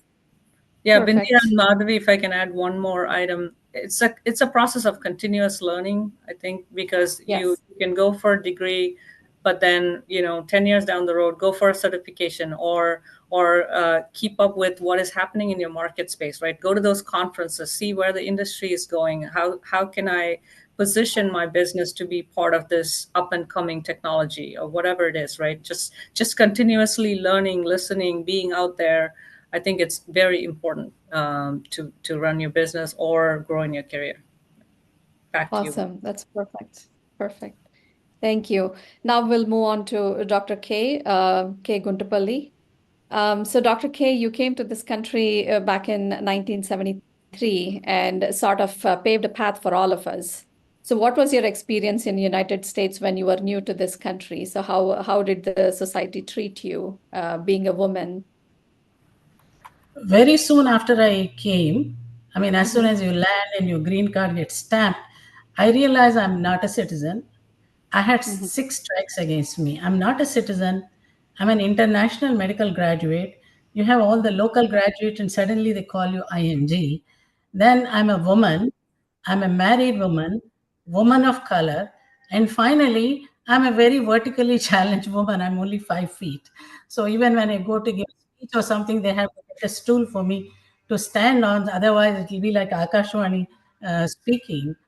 After 4 years, I realized that there are 3 other things that people don't talk about. One was a glass ceiling that many people talked about, that you can go beyond after you achieve certain status. And the second one is glass escalator. Suddenly, some people seem to be going very fast. You don't know why. You have the same qualification. And the third one is like a sticky floor, what I call sticky floor. I heard it somewhere. So you're not even allowed to take off. So those are the 3 things that I kind of realized a little bit later and recognize them, that they exist. And I'll give you 2 examples or 3 examples why I came to that conclusion. And it was kind of sad. I was listening to the political panel earlier, and they had, even today, after so many decades, they're having similar challenges. When I came here, my husband is also a physician, but he didn't take the exams to enter the system. So I had residency and he did not. He joined the workforce about 1.5 years later. So to go to work, to the hospital, I needed a ride. I needed a car. So we went to bank to apply for loan. They wouldn't give me because my husband wasn't employed. So for 1.5 years, we struggled. I had to take a ride from my colleagues to go to work every day. The second one was anytime I walked into a patient's room, they addressed me as a nurse. And, similarly, others have challenges in their field, because at that time, maybe less than 5% of doctors were women. Now, of course, in our medical school class, more than 50-60% are women. Third one is that when I was very involved in AAPI organization, and I was serving on committees, I did a great job and so on. And they would always say, all the men would come and say, hey, we need a woman president. We need a woman president. And but for every office I ran, treasurer, secretary, vice president, president, while some of the other men had no opposition, they were going, uncontested. For every position, I had somebody who was fighting me. In fact, they would tell me, why don't you stop this year? Next year we'll support you. And I had to fight. In fact, when I was going for the president of API, the person who was contesting had hired Zogby International, which was like a big, you would see on CNN in those days, like taking polls. They took a poll whether academician will understand the job because I was with the university, or a private practitioner. So it was so funny. Finally, I mean, we are all friends. I was the first woman president in the 13 years of API.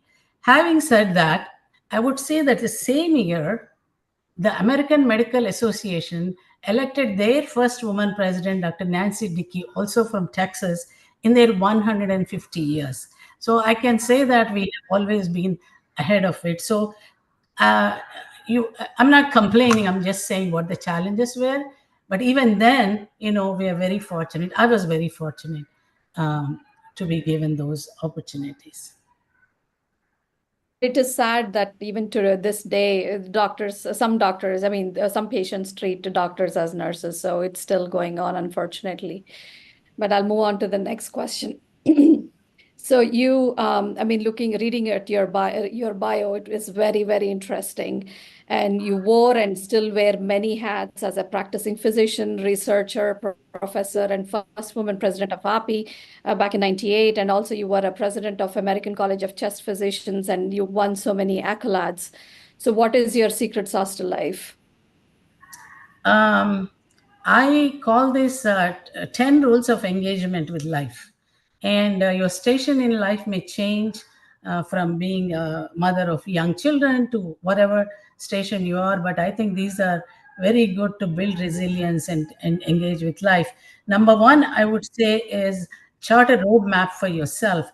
I always have a retreat like with myself once a year with no phone, nothing, close the door, don't have to go out of the house, but I'll just do a short-term and a long-term goal. Number two is time management, and you have to be very organized. So I have a daily list, I have a weekly list, I have a yearly list, and I sometimes go back to my retreat notes or slides. And the key, if you get overwhelmed with large tasks that you have expected of yourself, is to have a written down, attainable, biteable, short goals that you go back and actually say, did I do this week or not? Sometimes you won't do it, at least you know you have done. Number three, very important, is that to delegate anything others can do better than you, and time management. That's very, very important. I don't believe in doing menial tasks just to show that I can also, clean my house just as good as anybody else, or I love cooking, by the way, but I don't have to show that I can do this dessert just like my other friend. I'm not in competition. So anything somebody else can do better than me, I will delegate it. There are two exceptions, which I'll talk about later on.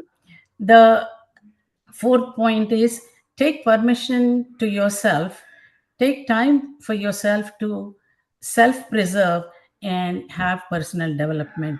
So whatever works for you, when I get up, I do my meditation, I do my yoga every single day. That gets me ready for the day and keeps me grounded.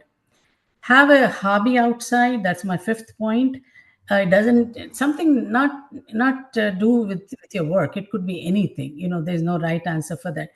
Very important thing, the sixth point I say, is that surround yourself with nurturing and positive people. All of us know some of the toxic people or Debbie Downers who are always saying no or pulling you down around you. Avoid those people like poison. These toxic people, you don't want them around you or your children. Number 7 is find meaning in your work, meaningful work. Find meaning in whatever you do, because sometimes some other job may give you 50% more salary. Some other job may give you more time. Somebody told me once that you can't have name, fame, and time and money, all of them. So you decide what you want. So just because something is better in certain aspect, if it doesn't mean anything to you, don't take that job. So what you do, you find joy in itself, then work won't be a big problem. Also, at least in our field or in other fields, they say you retool yourself every 10 years. Find a new technique or become expert in something that's becoming, state of the art, because medicine changes all the time. It can be you change from clinical to administrative job, whatever it is, retool and refine your work. Number 8 is celebrate your achievements, especially women. If somebody says, hey, you're looking great today, or congratulations, you got that award, say, oh, that's nothing. It was very easy. This dish you made is very good. Oh, it was very easy. It's nothing. So find as women, it's very hard for us to take a moment, more than a fleeting moment, just to hold it in your heart. If somebody says, something nice to you, they mean it, just hold it for more than a fleeting moment. Then most important, which is actually premise for any of these, is hard work, honesty, and integrity. These are the three important key foundations for success. And number 10, I feel this is the most important, is to not only find a supportive husband, but also somebody who celebrates your success, who's proud of it. In my life, I have been very lucky. Besides my father, the person who is most happy and celebrates my success or anything has been my husband. If you have somebody who's not supportive, you just have to train them. That's all would be my 10 rules. That's awesome. And those are perfect, amazing lessons for all of us to, follow on a daily basis. But again, during the course of your life, what challenges did you face to raise a family while maintaining such a busy career? I think ours was a two-career family. I'm sure many these days have two-career families. So both of us would have night calls and, all kinds of challenges. And like somebody mentioned, babysitter, all of those things. To me, there are two important challenges for anybody. Number one is the time, which is the worst challenge. Even Modi ji has only 24 hours. Then how come somebody achieves so much and somebody else is struggling just to, just go to work and come home? So here, I think this is where I mentioned you delegate work. When I was younger and my kids were younger, I would rather moonlight at night and make enough money to pay somebody to clean my house. So I don't have to work, hard or scream at the kids because I'm doing something that I'm not enjoying. But somebody else can do it. And I will make myself afford if I can't afford, that's one thing. The only two tasks I would recommend you don't delegate in your life, everything else can be delegated, believe me, is being a wife and being a mother. You don't want to delegate those two. I rather have somebody come and clean my house and spend the time with my kids when they were growing up than, clean the house, cook, and, the second most important challenge, other than time, for anybody, especially for women, is guilt. Guilt is the one that's killing all of us. I don't know if you agree. I see some nods there. We are always guilty. We all agree. And it's for women. Men are not guilty at all. So there is no right answer. So I would say guilt will kill you from what you would have, you could have, you should have done in the past, or what you would, should, or could do in the future. So the regrets of the past and the uncertainties of the future are going to totally kill you. So I think that just do the best job. Remember, you've done very well for yourself. All of us have done well for ourselves.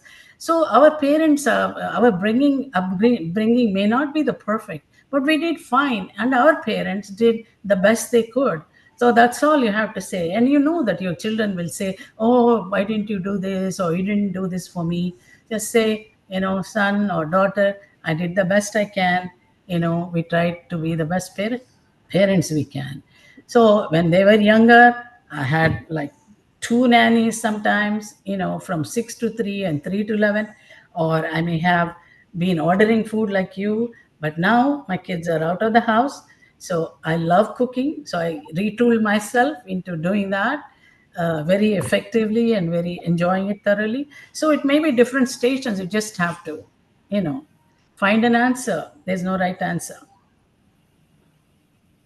That's so correct, Dr. Guntupalli. So what's your message to the future women leaders? Sorry, I see someone else speaking. Yeah, just one thing on that guilt piece. What Dr. K said was so powerful. So just one sentence that I've told people who work for me who had the guilt, the mom guilt, right, of not being able to do enough, is make sure your kids are proud of the mom you are and not the mom they wish they had. That's one really important thing. If you guys think about it that way, you are awesome, and make sure your kids know that. and respect you for what choices you have made. That's very well said, Bindya. That is awesome. Yeah, that's very well said. And going back to Dr. Guntupalli, so your message to the future women leaders? There are two messages. First thing is your personal health and the health of the people who matter to you, that surround you, is very, very important. All of us are talented. We have degrees, we have drive, we have come here. So that's very important. Many of my classmates or people I know that are much smarter than me have not even been able to work because of the challenges in their life. So when all the stars align, like you're healthy, your spouse is healthy, kids are healthy, they're doing okay in school, then if the second one is drive and opportunity, you have this at the background or stars are aligned. And second thing is you have drive and opportunity. Please do more than just going to work and checking your bank balance. I think as women, 50% of the workforce, we have to contribute something. So don't waste that ashirwad that given by Bhagavan. Just do something more. Doesn't have to be very big. You can be a PTA member or whatever it is. Do more than just going to work, coming back, if you can. And finally, the other advice I would give, I read somewhere that don't worry about teaching your daughter how to fit into the glass slipper, rather than teach her how to break the glass ceiling. So especially for daughters, please, like she said, you are awesome. Let them realize, and they know, watching you, they know what sacrifices you made, and we really stand tall on their shoulders, our kids and husband. And I also read somewhere that the success behind every successful woman is a hungry man waiting for dinner. So there's a lot of sacrifices that other people have made. That's awesome. So now I'll move to K. Ramesh. So what's your message to the future women leaders in the audience? Yeah, I know we are celebrating Women's Day here. So I want to say to all the young girls watching here and women watching here that, dream big. If you have the grit and are willing to work hard, I know many of us touched on this topic, that you can achieve anything you want, and I personally feel everything happens twice, once in your mind and once in reality. So set your vision, see where you want to be, and just work small baby steps every day, right? And create your support system around you so that you have that help. You don't have to feel that guilt that we all talked about, and continue to keep moving forward. Sometimes we move forward one step, move back 3 steps. It's okay. We learn something from it, and we continue to keep moving forward, right? And then I also remember the 3 P's. One is purpose, passion, and perseverance. If you know your purpose of why you're doing it, that drives you. And then if your passion is, I think of Hanumanji like carrying the mountain. Every time I go to the temple and see Hanumanji, I'm like, because of the passion, the mountain doesn't seem heavy. So because if we have passion, what we carry as mothers, as entrepreneurs, as career women may not feel that heavy, right? And then perseverance, like, really staying to your goals and staying to what you want to be known for, what you want to achieve, whether it's family life, career life, work life, whatever it is, go for it, right? And with the passion. The combination of the 3 Ps, I think, is very powerful to remember. And for all the young girls and women out there, get educated. That's your foundation for your success as much as you can, right? Build all those skills. And if the foundation is strong, you can build anything on top of it. So that's my few thoughts and advice for women and young girls who are watching. That's awesome. And the same question goes to you, Bindya. What's your message? There's a really good book I read by Rachel Hollis called Girls Stop Apologizing. I don't know if you guys have ever picked up this book, but Rachel Hollis is an amazing author. If you haven't and you want someone to pump you up and energize you and get you going, go get that book. because really we can be our own worst enemy. We can hold ourselves back. You know, one of the examples, either it was in her book or Brene Brown's book, was, you know, if our child takes 10 steps and then falls, do we criticize them for falling, or do we celebrate the 10 steps? We celebrate the 10 steps. But when our life, we hold ourselves accountable for our failures far more than celebrating our own 10 steps. And so that's what I want. If you think about it that way, don't be your own worst enemy. Don't let the no's in your life bring you down. I love what Dr. K said about don't let the haters bring you down. You know, surround yourself with the cheerleaders because you have them. And don't let the no's define you. Wait for the yes and work for the yes. And that's my last thing. That was amazing, Bindia. So I think this concludes Eminent Women Leaders. So with the time in mind, I think I tried to keep it short, and I hand it over to either Mr. Challa Garu or Swapna, whoever wants to take over. Yeah, I'm ready to take over before I hand over to Challa Garu for his brief thanks to our distinguished guest today. Dr. Madhavi Battula, you were wonderful, and these conversations were so real.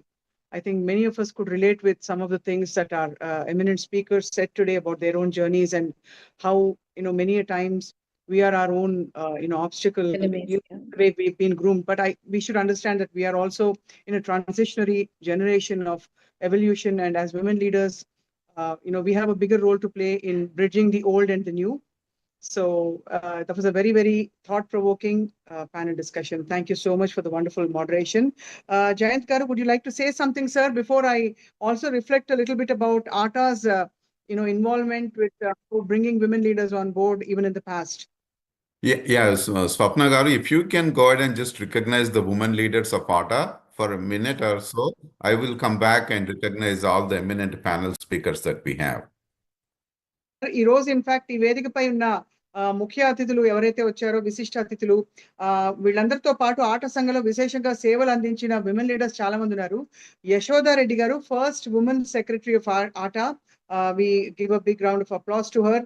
Indira Pammi garu past secretary గారు, and అలాగే ఉమాసి రెడ్డి గారు past joint treasurer గారు, Uma P Reddy గారు joint సెక్రటరీగా ఉన్నారు. సుభాషిణి గారు, సుభాషిణి బైరెడ్డి గారు was one of the past conveners, and అలాగే భారతి పుల్లూరు గారు ట్రెజరర్ గా ఉన్నారు గతంలో.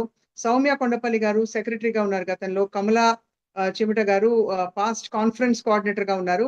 And doctor Sandhya Gava garu past president and advisor, and Madhu Bommineni garu immediate past president. అలాగే శారదా సింగిరెడ్డి గారు కరెంట్ జాయింట్ సెక్రటరీగా. She also played a very crucial role in shaping this event today. అలాగే board of trustees లో విజయ పులుసు గారు, గీతా కోమటిరెడ్డి గారు, శోభా చీపూర్ గారు, అలాగే స్వర్ణ చందూరి గారు, శ్యామారెడ్డి గారు, అలాగే రోహిణి బొక్క గారు, ఝాన్సీ రెడ్డి గారు, జానేత కంచర్ల గారు, అండ్ డాక్టర్ మెహర్ గారు, మెహర్ మేడవరం గారు also.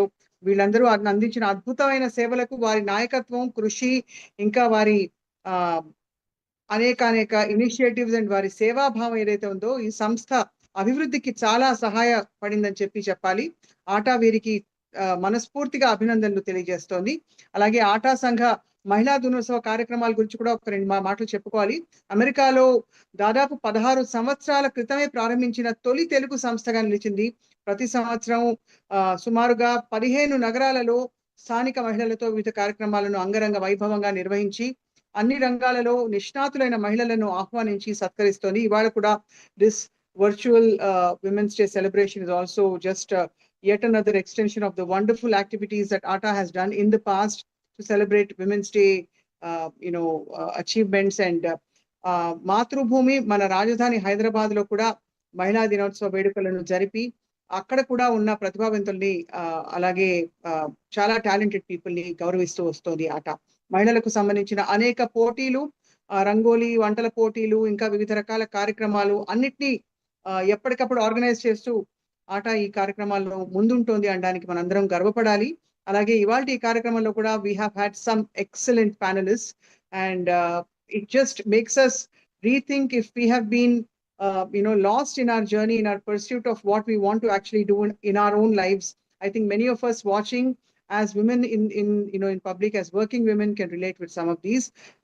So that's all about ATA and the role of women in shaping up ATA over the past couple of decades. Over to you, Jayant Garu.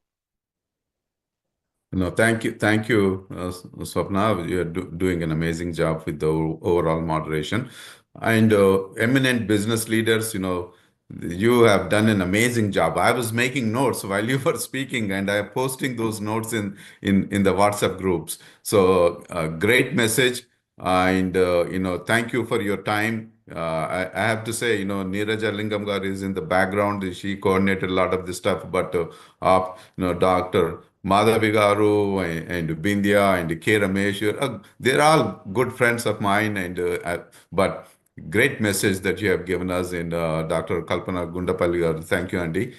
So I just want to say thank you, and let's keep in touch for more programs with ATA. Thank you, Jayant Garu. I'd like to now, I'm short of words to actually conclude this with a vote of thanks, because I think we've had so many people participating, leading it from front, as well as, doing a lot of back-end support work, and also our distinguished guests. So since I'm short of words, I'd like to hand over this vote of thanks to Sharada Garu, Sharada Singireddy Garu. I request you to please thank all our guests, our organizers, and all the people that have done this wonderful event today. Thank you, Swapna Garu. Thank you for coming and spending your day with us today. ముందుగా అందరికీ ఉగాది శుభాకాంక్షలు. మనిషి ఏమి సాధించినా ముందు జన్మ అంటూ ఉండాలి కదా. ఆ జన్మకే కారణమైంది స్త్రీ. ఈ సృష్టిలో అపర బ్రహ్మను మించిన శక్తి స్త్రీ అని చెప్పుకోవచ్చు మనము. సహనశీలి, అలాగే నిస్వార్థ శ్రమజీవి, మన ప్రతి అడుగు చేయి పట్టి నడిపించే మార్గదర్శి, జీవిత విలువల్ని మానవాళికి నేర్పే ఆది గురువు స్త్రీ. మన మానసిక శారీరక గాయాన్ని మాన్పే డాక్టర్ కూడా ఆవిడ. సంసారాన్ని ముందుండి పోరాడే సైనికురాలు అని చెప్పుకోవచ్చు. మన ఆకలి మంటల్ని ఆర్పే ఫైర్ ఫైటర్ అని కూడా చెప్పుకోవచ్చు. అలాగే మనల్ని కంటికి రెప్పలా కాపు కాసే పోలీస్ డ్యూటీ కూడా ఆమెదే అని చెప్పొచ్చు, మహిళది. ఈ సృష్టిని కాపాడడానికి విష్ణుమూర్తి దశ అవతారాలు ఎత్తారు, కానీ ఈ సృష్టిని నడిపించడానికి స్త్రీ అనంత అవతారాలు ఎత్తుతుంది. కాబట్టి స్త్రీ అనంత అవతారమూర్తి. మహిళను మించిన ఆదర్శం మహిళలోనే లేదు. అందుకే ఈ వేదికను ప్రతి ఏటా ఆటా జరుపుతుంది. జరపవలసిన ఆవశ్యకత ఎంతో ఉంది. ఇదే క్రమంలో వివిధ రంగాలలో నిష్ణాతులైన మహిళలను ఈరోజు ఆటా invited and organized this wonderful program. Today we had wonderful event with distinguished guests. ఈరోజు పాల్గొన్న అతిథులందరికీ ఆటా సంస్థ తరపున హృదయపూర్వక ధన్యవాదాలు తెలియజేస్తున్నాను. ఆటా ఈ వేదిక కృషి వెనుక ఉన్నటువంటి ఆటా కార్యవర్గ బృందం ప్రెసిడెంట్ జయంత్ చెల్లా గారు ఈరోజు మన ఈ ప్యానెల్లో కూడా కూర్చొని ఉన్నారు, తెరపైకి రాలేదు. మా ప్రెసిడెంట్ ఎలెక్ట్ సతీష్ రెడ్డి గారు, అలాగే ATA executive committee, board of trustees, ATA advisory team, event promotion కొరకు సహకరించిన మా ఆటా సోషల్ మీడియా టీంకి ప్రత్యేక ధన్యవాదాలు.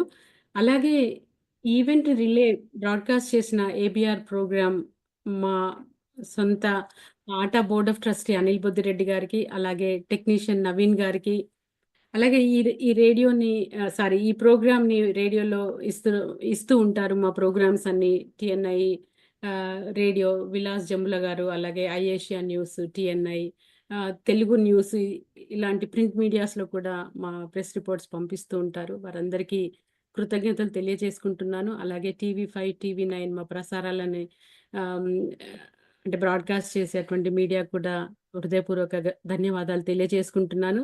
ముఖ్యంగా ఈరోజు మన మోటివేషనల్ స్పీకర్స్ ఎంతో మంచి పాయింట్స్ చెప్పారు. అవి నేను కూడా ఒక మహిళగా ఆ పాయింట్స్ నాతో పాటు నేను తీసుకువెళ్తున్నాను. చాలా వండర్ఫుల్ ప్రోగ్రామ్. అందరికీ మరి ఒక్కసారి ధన్యవాదాలు తెలియజేసుకుంటున్నాను.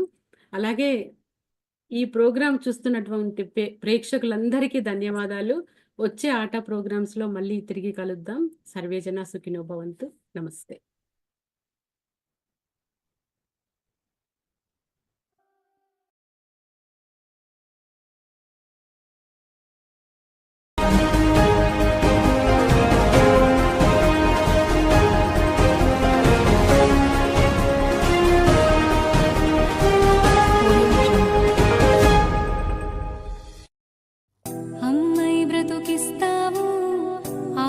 జతకొస్తావు కూతురిలా ప్రేమై ఎదనల్లే తీగవు సహనంలో భువి నీవు త్యాగంలో రవి నీవు అనురాగంలోన నీకేవి సాటిరావు మహిళా నీకు జోహారు మహిళా నీకు సరిలేరు మహిళా నీవు మహిళనా తిరగాడే దేవతవు చరితలు మరువని వీర నారి నువ్వు గగనము పెరిసిన జ్ఞాన భావుకవు జగతిన గెలువని రంగమంటూ నీకేది లేదు వనిత పలుకులు నడకలు నేర్పే పంతులు బ్రతుకను రథముకు సారథేగనువు మగువని మనకు కరుండకుంటే సృష్టికేది భవిత ఏటా జరిపి వేడుకను ఆటా మనకు చెబుతోంది అంత